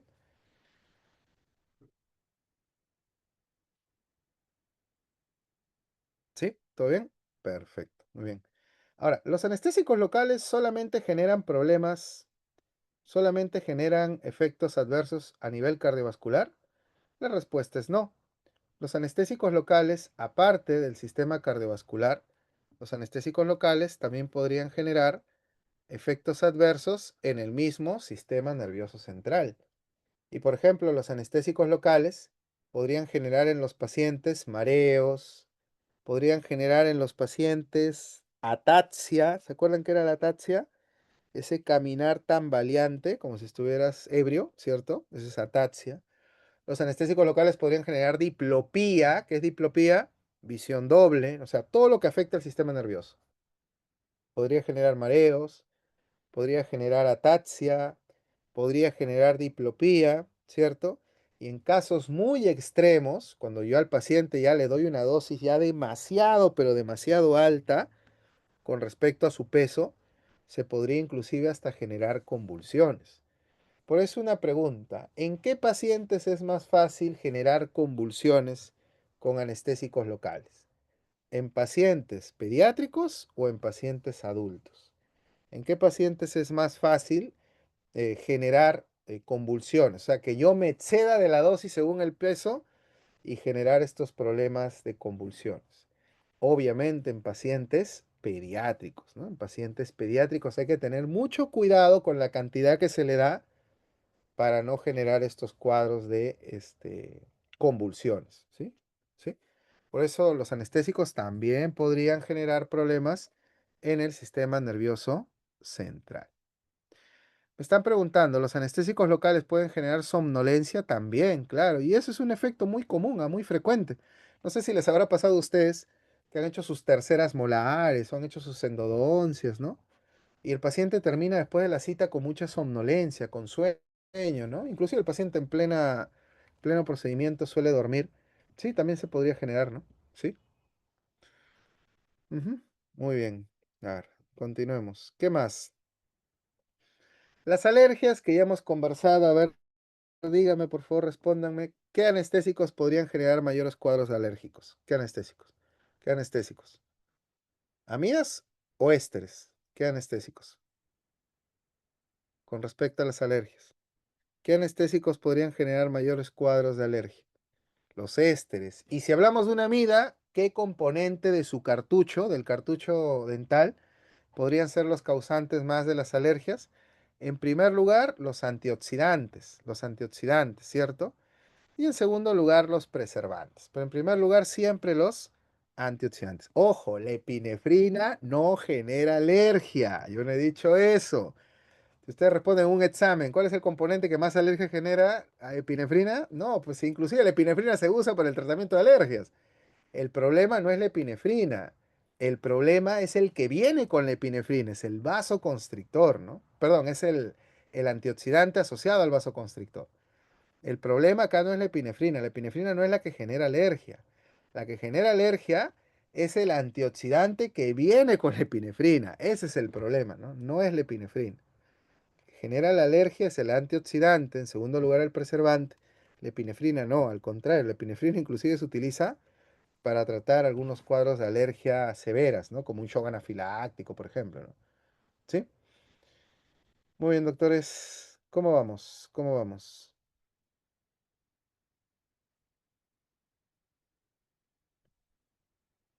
¿Todo bien?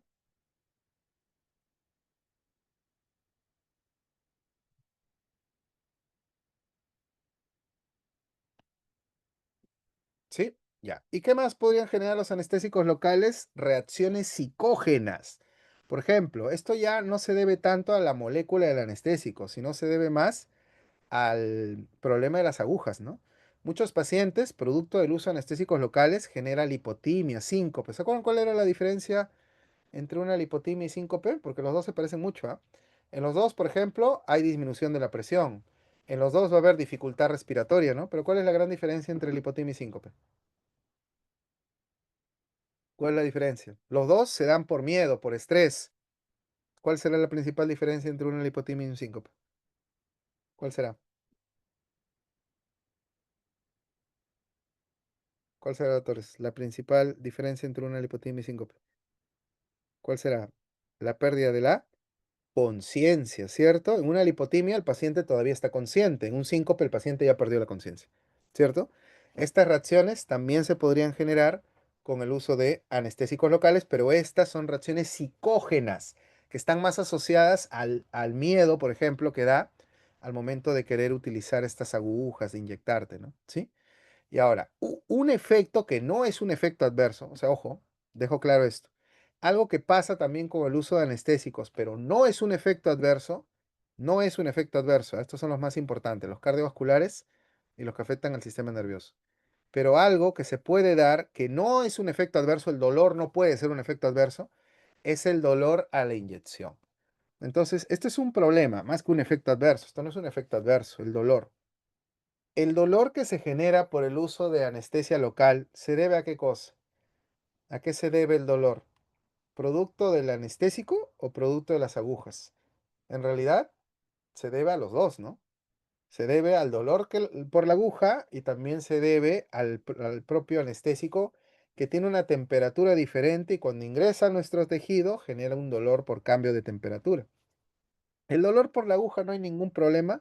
Se puede enmascarar con anestésicos tópicos, por ejemplo, ¿no? Tú colocas tu anestésico tópico, luego colocas tu agujita y el dolor se enmascara bastante bien. Pero cuando empiezas a inyectar, los cambios de temperatura, el anestésico tiene una temperatura más fría, al ingresar a nuestro cuerpo es donde se generan mayores cuadros de dolor, ¿no? Por eso no sé si ustedes han visto que las nuevas escuelas que están proponiendo, calentar los cartuchos, ¿cierto? Calentarlos. Tú calientas el cartucho y ¿qué consigues? Que como lo estás calentando ya no hay ese dolor por cambios de temperatura, ¿cierto? Y eso hace que el paciente tolere mejor el anestésico. Pero acá hay que tener cuidado con algo. Yo he visto que hay personas que calientan los cartuchos flameándolo como si fuera un anticucho, ¿no? O sea, lo colocas el cartucho y lo pasas por el fuego, por el mechero. Ya, eso está mal, eso no se debe de hacer.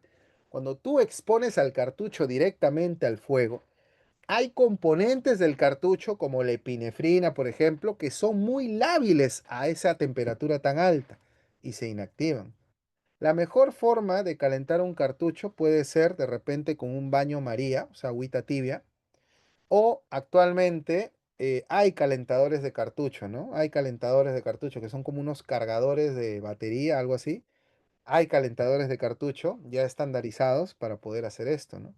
O si no, en agüita tibia, ¿no? Lo pueden colocar en baño María y eso ayuda mucho, pero no flamearlo, no exponerlo directamente al fuego, eso no se debería hacer. Sí, muy bien. Entonces, el dolor se puede dar por esas razones, ¿no? Una es por la aguja, que con mi anestésico tópico lo puedo solucionar. El otro problema son los cambios de temperatura. Y el otro problema es la velocidad de inyección. Por ejemplo, cuando tú colocas por técnica troncular un anestésico así rapidísimo, en 10, 15 segundos, duele más a que tú hagas una técnica lenta de 30, 45 segundos, ¿no? Eso duele menos. Por eso la velocidad de administración también es un parámetro importante que depende mucho del dolor que tú vas a conseguir con el uso de este medicamento, ¿no? Siempre se recomienda, para disminuir el dolor por la inyección, siempre se recomienda utilizar técnicas lentas, no técnicas rápidas. La técnica rápida va a generar una mayor percepción del dolor al momento de inyectar estos fármacos. ¿Sí? Muy bien. Acá me están preguntando si se puede calentar el cartucho con fricción. Me imagino que se refiere a sobarlo con las manos. Miren, yo preferiría eso a exponerlo directamente al fuego, ¿no? Yo preferiría eso. Pero ¿qué es lo malo de la fricción, de estar sobándolo con las manos? Que en realidad yo no estoy estandarizando bien a cuánto lo estoy calentando. O sea, digamos que es muy relativo, ¿no? O sea, yo lo estoy sobando, pero no sé si lo estoy calentando correctamente. En cambio, un baño María tiene un termómetro, ¿cierto? Entonces nosotros sabemos a cuánto estamos calentando el cartucho, ¿no? Que normalmente se recomienda calentarlo a 37,5 grados, que es más o menos la temperatura que tiene nuestro cuerpo, ¿no? Al momento de hacer fricción, yo no sé cuánto lo estoy calentando realmente, pero es preferible eso a estar exponiéndolo directamente al fuego, ¿no? ¿Sí? Muy bien. Sigamos, sigamos. Ajá. Y ahora vamos a entrar a esta parte que es muy importante, que son las dosis. Sí, las dosis. Pero hasta acá, ¿habrá alguna pregunta? ¿Alguna pregunta, doctores? ¿Alguna pregunta? Antes de pasar a dosis, ¿alguna pregunta?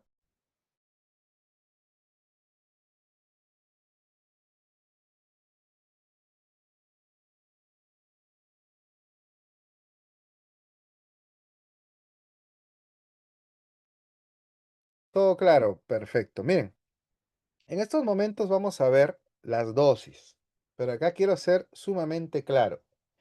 Doctores, las dosis que vamos a ver ahorita en estas diapositivas son dosis máximas.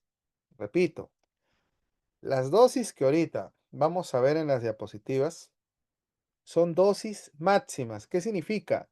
Que son las dosis que tú no te puedes exceder. No son las dosis terapéuticas. ¿Qué es una dosis terapéutica? Ah, doctor, que esa dosis hay que colocar para que haga el efecto. No, no, no. Las dosis que estamos viendo, que vamos a ver ahorita, son dosis máximas. ¿A qué nos referimos con dosis máximas? Dosis que yo no puedo excederme, dosis que yo no puedo pasarme, porque si me paso de esa dosis, voy a generar toxicidad. ¿Sí? Esas son las dosis que vamos a ver a continuación. Dosis máximas, ¿sí? Dosis máximas, ¿sí? Muy bien. Entonces, primero hablemos de la lidocaína, que es el anestésico que más vamos a usar, así que es el que primero vamos a desarrollar. Yo tengo dos presentaciones de lidocaína. Tenemos lidocaína con adrenalina y tenemos lidocaína sin adrenalina. ¿Sí? Repito, tenemos lidocaína con adrenalina y tenemos lidocaína sin adrenalina. Las dosis máximas van a variar. Por ejemplo, cuando yo uso lidocaína con adrenalina, la dosis máxima en adultos es 7 miligramos por kilo. O sea, por cada kilo yo máximo voy a colocar 7 miligramos de anestésico. ¿Sí? Y la dosis en niños es 5 miligramos por kilo. ¿Qué quiere decir? Por cada kilo que pesa mi paciente, máximo voy a administrar 5 miligramos. ¿Sí? Esto es cuando utilizamos lidocaína con epinefrina o con adrenalina. Si yo voy a usar lidocaína sin vasoconstrictor, las dosis son menos, porque eso sí quiero aclararlo.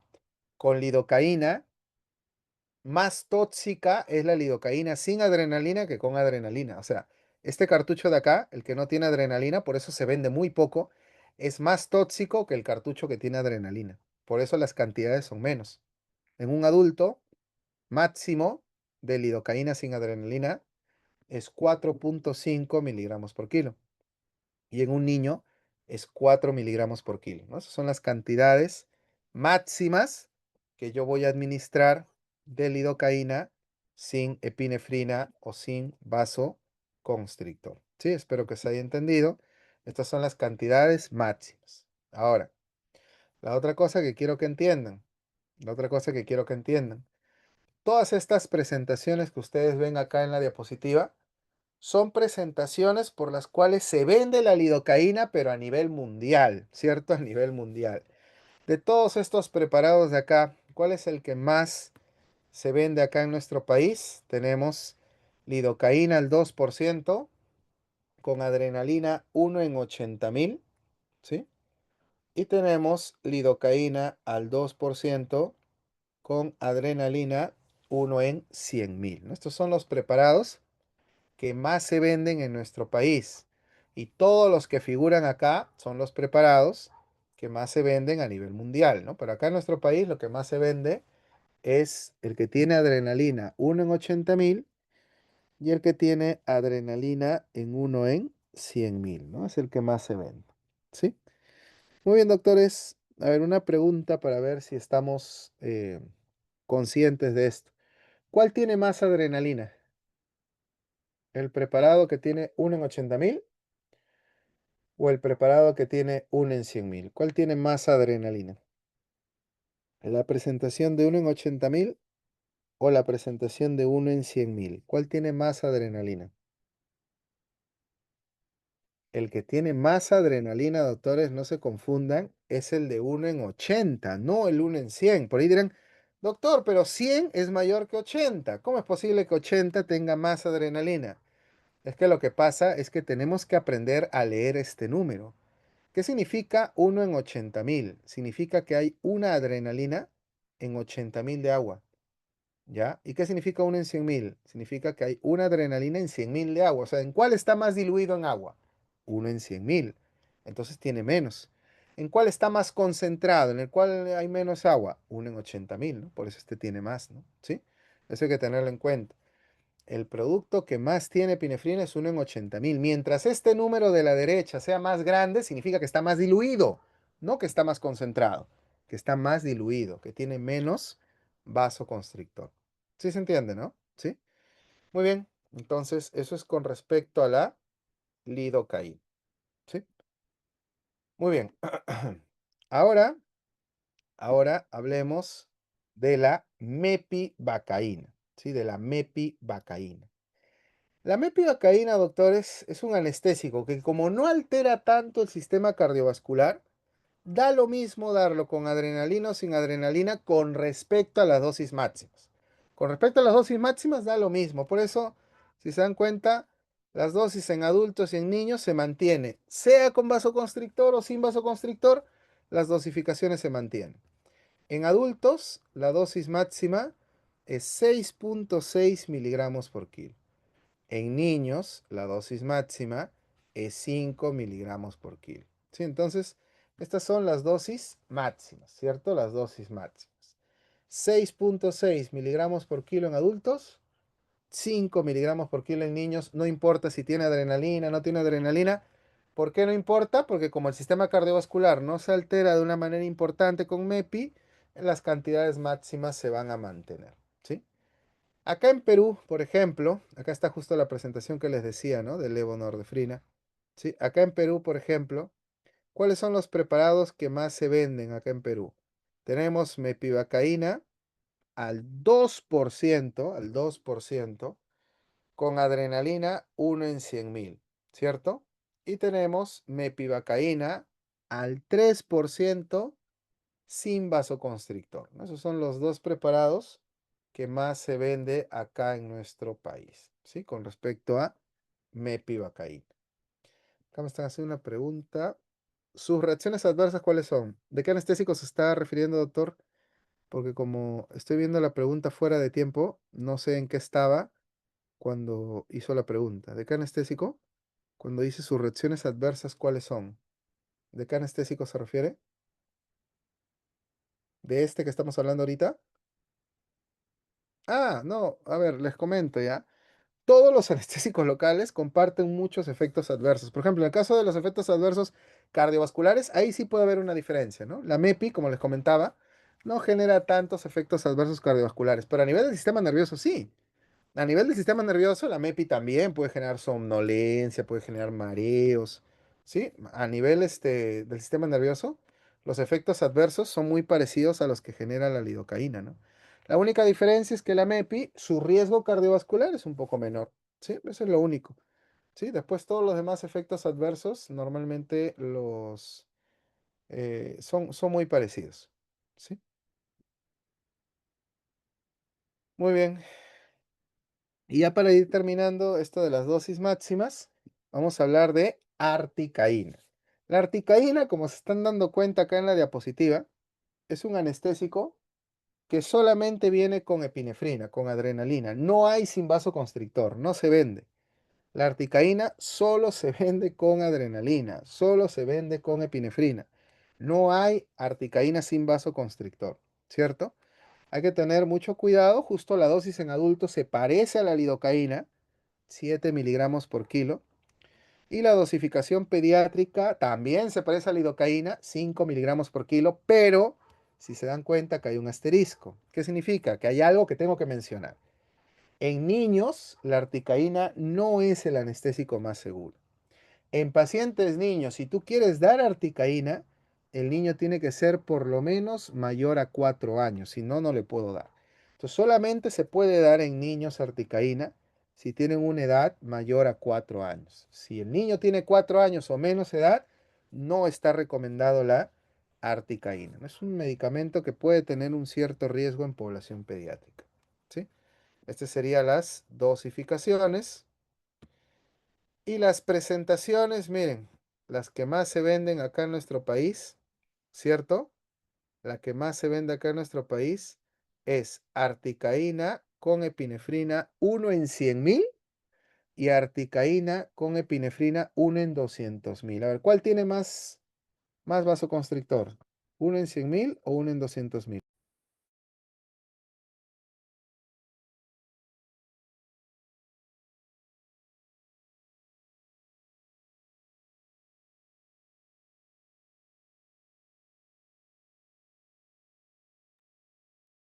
¿Cuál tiene más vasoconstrictor? ¿1 en 100.000 o 1 en 200.000?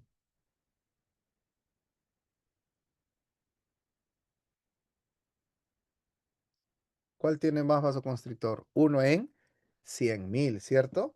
¿Se acuerdan que nosotros les mencionábamos, ¿no? Mientras más grande es el número de la derecha, más diluido está el medicamento, o sea, tiene menos epinefrina. Por eso, 1 en 100.000 en este caso tendría más epinefrina que 1 en 200.000. Acá me están preguntando cuál es el riesgo en niños. Bueno, les comento. Hay una patología que se llama metemoglobinemia. No sé si han escuchado, a ver, les cuento ya. Nosotros, nuestro hígado, por ejemplo, forma hemoglobina, ¿sí? Nosotros formamos hemoglobina. Ahora, hay una hemoglobina que digamos es buena, ¿sí? Que es la hemoglobina, entre comillas, normal, y hay una hemoglobina que es un poco deficiente, o sea, no trabaja de la misma manera que la hemoglobina normal, que se llama metemoglobina. La metemoglobina nosotros la formamos, pero en cantidades muy pequeñas. 1,5% de toda la hemoglobina es metemoglobina. Es una hemoglobina que no funciona bien, que no lleva correctamente el oxígeno, no lo deja en los órganos, ¿no? Porque acuérdense que la función de la hemoglobina, ¿cuál es? Llevar el oxígeno a los órganos, ¿cierto? O sea, sí lo transporta. El problema es que no lo suelta. O sea, la metahemoglobina es una hemoglobina que se aferra tanto al oxígeno que no lo suelta. O sea, al final llegas al tejido y no le das al órgano que lo necesita. La hemoglobina normal o hemoglobina del adulto, por ejemplo, o en el caso de niños también hay una hemoglobina en niños, sí puede dejar el oxígeno para el tejido que lo necesita, pero la methemoglobina no. Entonces, ¿qué sucede? Hay algunos medicamentos que pueden inducir a que se forme mayor cantidad de methemoglobina. Por ejemplo, articaína. Articaína es un medicamento que en población pediátrica muy joven, o sea, de 4 años a menos, puede inducir a que su hígado forme una mayor cantidad de methemoglobina, lo cual puede ser peligroso. ¿Qué pasa si aumenta la cantidad de methemoglobina? ¿Cómo se llamará esa enfermedad? Metahemoglobinemia, ¿cierto? O sea que hay una mayor cantidad de methemoglobina y puede haber ahí problemas de oxigenación, cianosis y todo eso, ¿no? Sí, sí. Por eso es importante tener en cuenta esto, ¿no? Estos efectos adversos para obviamente no generar ninguna complicación en población muy joven. ¿Sí? ¿Se entiende, no?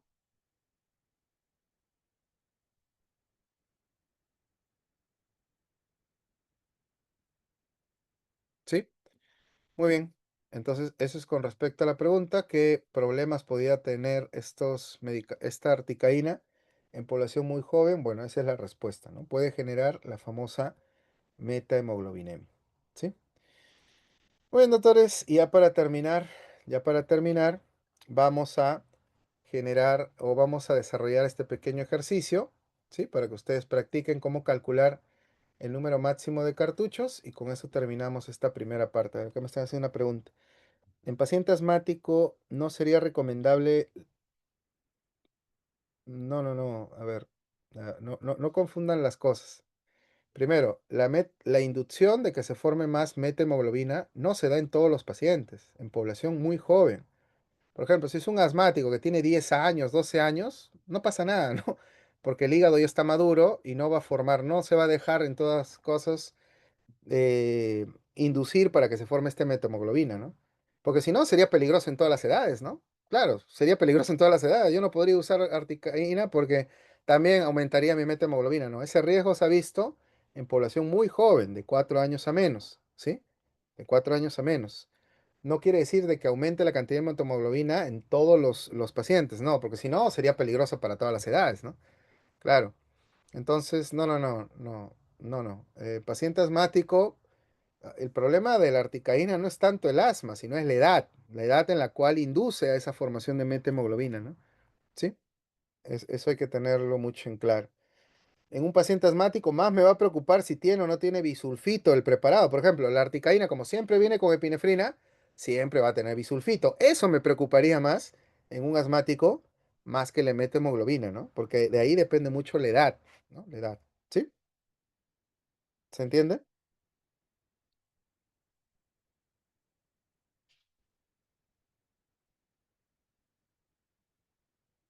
¿Sí? ¿Se entiende, doctores? Listo, muy bien. Vamos a desarrollar este pequeño ejercicio para que vean cómo se hace el cálculo de cartuchos con los datos que ya les he dado, ¿sí? A ver, por ejemplo, acá tenemos el caso de un paciente de 24 años que pesa 70 kilos. Se le decide dar mepivacaína al 3% sin vasoconstrictor, ya genial, para un procedimiento quirúrgico. Muy bien. Entonces, para desarrollar este ejercicio y poder determinar cuánto es el número máximo de cartuchos que un paciente, o que este paciente, mejor dicho, pueda recibir, lo primero que tengo que tener en claro, porque acá me están pidiendo indique el número máximo de cartuchos, lo primero que tengo que tener en claro son sus datos básicos del paciente. Por ejemplo, hay tres datos que a mí me van a preocupar para hacer este ejercicio. Uno es el peso. ¿Lo tengo o no lo tengo? Si lo tengo, pesa 70 kilos. El otro dato que me va a preocupar es la dosis, pero la dosis ya se los dije hace un rato, ¿no? ¿Cuánto es la dosis máxima en un paciente adulto? 6.6 miligramos por kilo. Y el tercer dato es la concentración del producto. El paciente viene, le voy a administrar mepivacaína, que está a una concentración del 3%. Esos son los tres datos que yo necesito para hacer el cálculo. Los tres datos. Peso, dosis, concentración. Esos tres datos. El peso creo que se entiende, ¿no? El paciente pesa 70 kilos. La dosis también se entiende. Por cada kilo que pese el paciente, yo le voy a dar máximo 6.6 miligramos, ¿no? Esto también se entiende. Lo que es un poquito más difícil de entender es la concentración. Eso es porque a diferencia de los jarabes, a diferencia de las suspensiones, por ejemplo, ¿cuánto viene un jarabe de paracetamol? Por ejemplo, hay jarabes de paracetamol de 120 miligramos en 5 mililitros. Hay jarabes de paracetamol de 160 miligramos en 5 mililitros. Ahí la concentración es facilísima. Por ejemplo, la de 120, ¿qué significa? 120 miligramos en 5 mililitros. ¿Qué significa? Que por cada 5 mililitros, o sea, por cada cucharadita, yo le estoy dando 120 miligramos al paciente. O sea, es muy fácil, ¿no? Pero acá no. 3%. Ah, caramba. 3%. ¿Qué significa, doctor? Bueno, yo les voy a enseñar una forma fácil de poder transformar este porcentaje a un número que sea un poquito más amable, a un número que yo pueda interpretar mejor. Cuando tú tengas un porcentaje, doctores, cuando tú tengas un porcentaje, al porcentaje multiplícalo por 10. Por ejemplo, ¿cuánto es acá? 3%, ¿no? A ver, 3 por 10 es 30. Y automáticamente le agregas estas dos unidades, miligramo por mililitro, se acabó. O sea, 3% es lo mismo que 30 miligramos por mililitro. ¿Se entiende, no? Si hubiera sido articaína al 4%, ¿cómo sería? Si hubiera sido articaína al 4%, ¿cómo sería la concentración? ¿Cómo sería? Si hubiera sido articaína al 4%, 40 miligramos por mililitro. Si hubiera sido lidocaína, que viene al 2%, ¿cuánto sería? Si fuera lidocaína, sería 20 miligramos por mililitro. No se olviden por mililitro, no se olviden. La concentración es miligramo por mililitro, ¿sí? Y este número es más fácil de interpretar, ¿no? ¿Qué significa esto? ¿Qué significa 30 miligramos por mililitro? ¿Qué significa?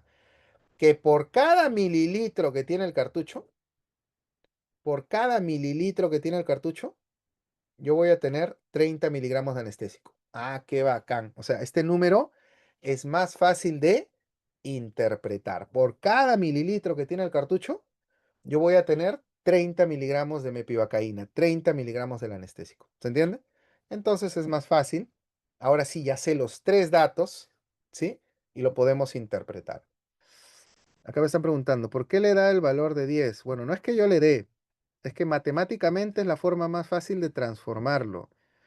Yo podría demostrárselos, pero normal, ¿ah? Yo no, no tengo ningún problema. Podría demostrárselos. No es un valor que yo le asigne de manera estricta, es en realidad un producto de la matemática. Se ha trabajado esto. Esto no es algo que yo lo esté, por así decirlo, inventándolo, ¿no? Vamos a demostrarlo, ¿eh? Vamos a invertir un poco de tiempo, pero no importa. Para que quede claro de que no es algo, digamos, que se está inventando. Ahora vamos a ver. Voy a tratar de compartir claro, claro, pero igual no lo van a hacer. Se los puedo apostar porque les va a quitar mucho tiempo. En un examen se les va a ir 7 minutos haciendo eso. Pero bueno, igual se los voy a mostrar para que no vean que lo estamos haciendo de manera estricta. Solamente si un favor. No sé si por ahí está Eric. Eric, ¿estás por ahí? Sí, doctor, dígame. Por favor, tú que eres el único que puede prender el micro, yo cuando comparta mi pizarra no voy a poder ver nada más, así que tú me confirmas si se está viendo, ¿ya? Perfecto. Ya, a ver un momentito. Vamos a duplicar la pantalla. A ver.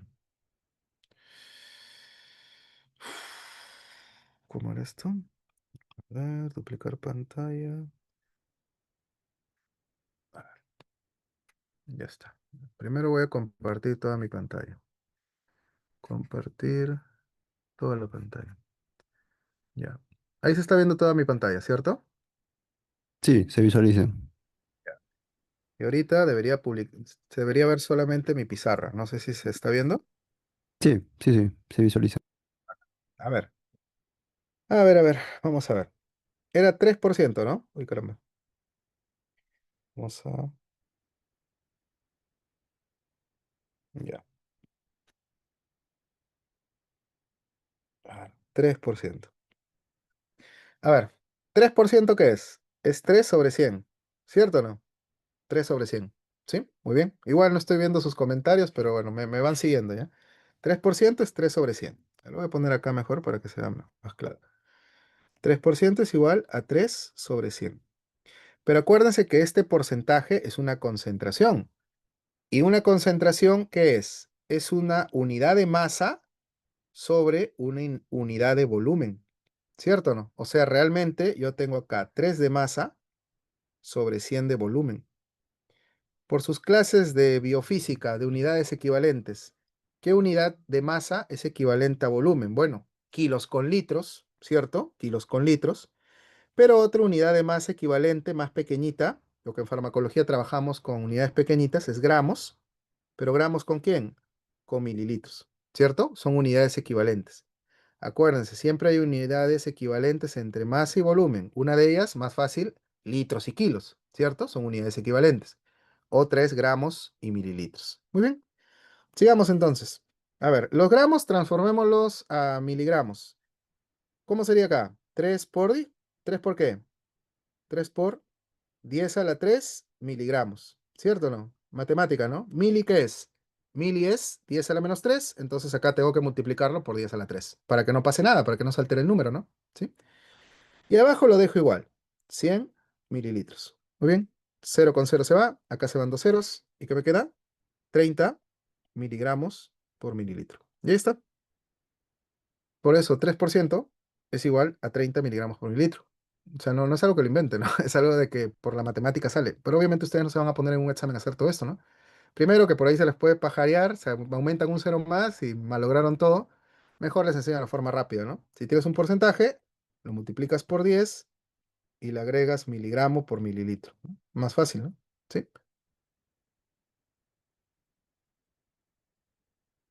Dejar de duplicar. Ya está. Voy a dejar de compartir. ¿Sí? ¿Se entendió?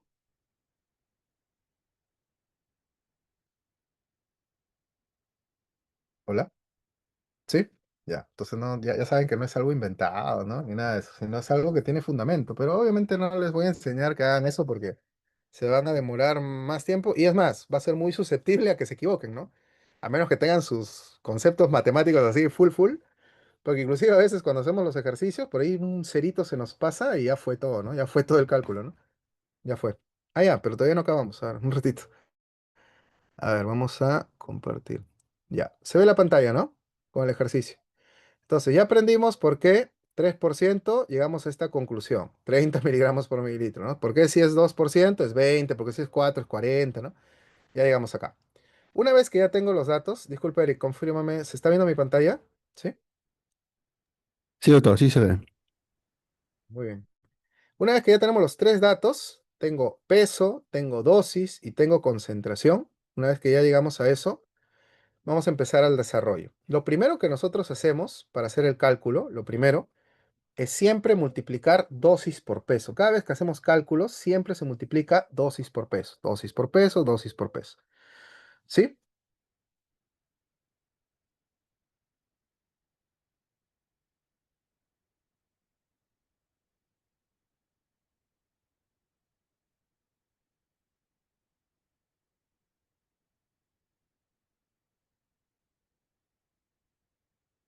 ¿Sí? ¿Se entiende? Dosis por peso. ¿Sí? Eso sí se entiende, ¿no? Dosis por peso. Muy bien, entonces vamos a multiplicar la dosis, pero en este caso es una dosis máxima, ¿no? ¿Cuánto era la dosis máxima? 6,6 miligramos por kilo. ¿Cuánto es el peso? 70 kilos. Kilos con kilos se va, 462 miligramos. Quiere decir que la cantidad máxima que yo le puedo colocar a este paciente son 462 miligramos de anestesia. 462 miligramos. Pero el anestésico no viene en miligramos, viene en mililitros porque está disuelto. ¿Se acuerdan o no? Que había un vehículo. Entonces, ¿cómo yo estos miligramos los puedo transformar a mililitros? Haciendo una regla de 3 con respecto a la concentración. ¿Se acuerdan la concentración cuánto era? Por nuestro cálculo previo que hicimos, 30 miligramos por mililitro. Quiere decir que en cada mililitro del cartucho yo voy a tener 30 miligramos de anestésico. Pero ¿cuántos miligramos como máximo podía dar? ¿Cuántos miligramos como máximo podía dar? 462, ¿no? Por este dato de acá. ¿A cuántos mililitros corresponde? Hacemos la regla de 3. ¿Recuerdan hacer regla de 3, cierto? 462 por 1 entre 30 y me sale 15,4 mililitros. Esta sería la cantidad máxima de anestesia que yo puedo colocar al paciente. 15,4, ojo, mililitros, no dice cartuchos, mililitros. 15,4 mililitros. Si tú quieres hacer el último paso, que es más fácil, ¿cuántos cartuchos tengo que dar? Fácil, pues. La pregunta sería, ¿cuántos mililitros tiene cada cartucho de anestesia?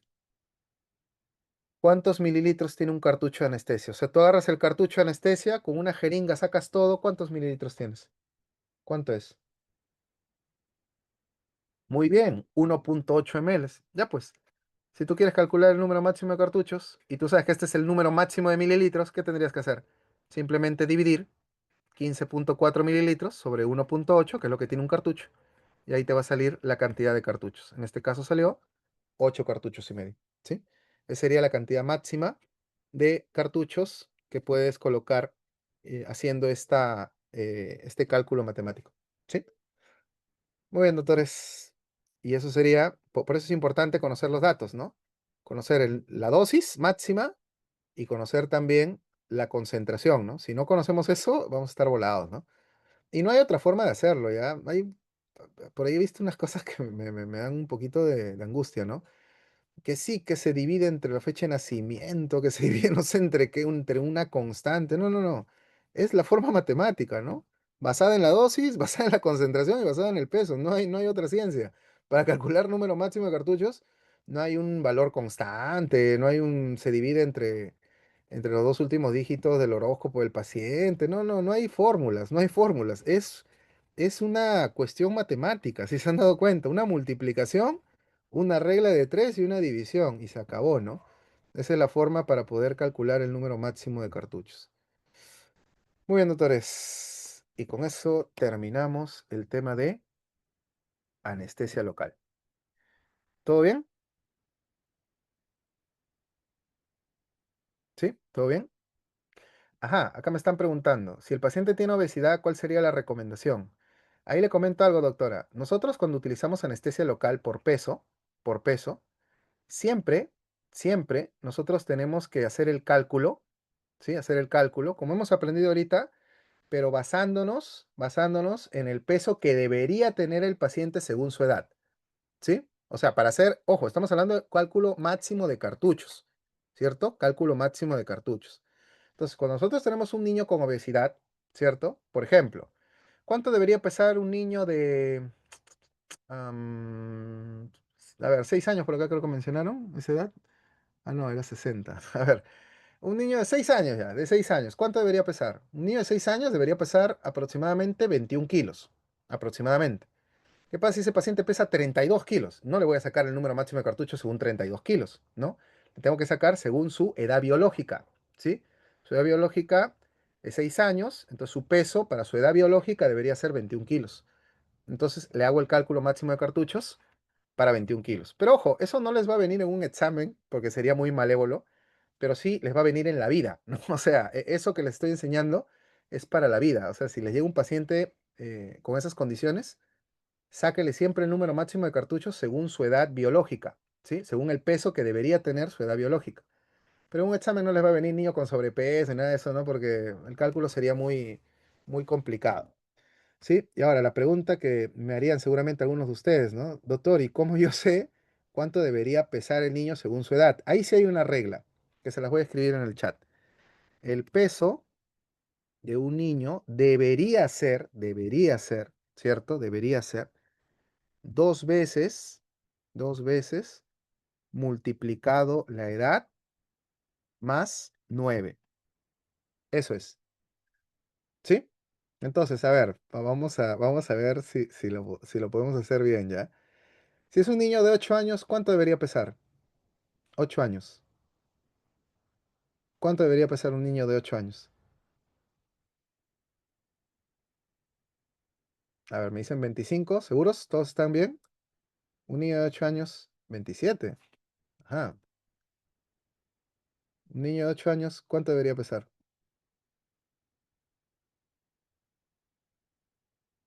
25. Madre. ¿Qué fue? ¿Qué pasó? Porque algunos me dicen 25, otros 28, otros 27. ¿Están viendo la regla o simplemente me están diciendo un valor por decir? ¿Vieron la regla que les puse? ¿Cuánto debería pesar un niño de 8 años, según la regla que les estoy enseñando? Claro, debería pesar cuánto. A ver, vamos a desarrollarlo, ¿ya? A ver, el peso del niño debería ser igual a 2 veces multiplicado la edad. ¿Cuánto era la edad? 8 más 9. Ahora acá, obviamente, lo que primero se hace, conceptos básicos de operación combinada, exacto, es primero la multiplicación y después la suma. Porque si primero sumamos y luego multiplicamos, nos va a salir cualquier cosa, ¿no? Entonces, obviamente, si es 8 por 2 es 16 más 9 sería 25 kilos. Entonces, sacamos el cálculo según 25 kilos, ¿sí? Y ya, de esa manera podemos ver ese tema, que también es un tema interesante, ¿no? En el caso de anestésicos en pacientes que tienen por ahí algunos problemas de obesidad. Bueno, doctores, ¿alguna otra pregunta? ¿Alguna otra pregunta con respecto a anestésicos? ¿Alguna otra pregunta? ¿Todo bien? Muy bien, doctores. No, no, no, no, sí, eso sí, esa regla solo se aplica hasta pacientes hasta los 12 años, que son niños. Sí, sí. Acá me están preguntando, ¿es posible asociar dos anestésicos? Claro que sí, claro que sí. Tú puedes colocar, por ejemplo, a ver, por ejemplo, en hipertensos controlados, me olvidé darles ese dato, en hipertensos controlados, si tú das el preparado de 1 en 100.000, se coloca máximo hasta 2 cartuchos, o sea, en un hipertenso controlado. Y si colocas uno en 80.000, que es más concentrado, se da máximo 1 cartucho y medio, ¿sí? Pero ahora imagínense que tú estás atendiendo un hipertenso controlado y tú le colocas lidocaína al 2% con epinefrina, 1 en 100.000, 2 cartuchos. Ya le pusiste los 2 cartuchos, pero el paciente le sigue doliendo. ¿Tú puedes colocar más anestesia con vasoconstrictor? No, porque como es hipertenso controlado, el máximo son 2 cartuchos. Pero tú podrías complementar con mepivacaína sin vasoconstrictor, ¿no? Sí, puedes complementar y ahí estás combinando y no hay ningún problema, ¿no? ¿Sí? ¿Se entiende? ¿Sí? ¿Se entiende?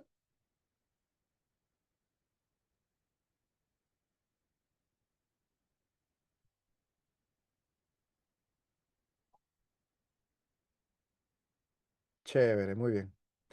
Muy bien, doctores, espero que esta clase también les haya gustado, lo estén aprovechando. Vamos a dar un pequeño receso muy cortito, no mucho. Vamos a dar un receso solo de 10 minutos, ¿sí? Porque tuvimos al inicio de la clase un pequeño retraso. Así que vamos a dar solamente un receso cortito de 10 minutitos para ir a tomar un poco de agua, ¿sí? Y regresamos con el tema de antibióticos, ¿ya? Para finalizar el curso. ¿Está bien? Regresamos en 10 minutos entonces, ¿ya? 10 minutos.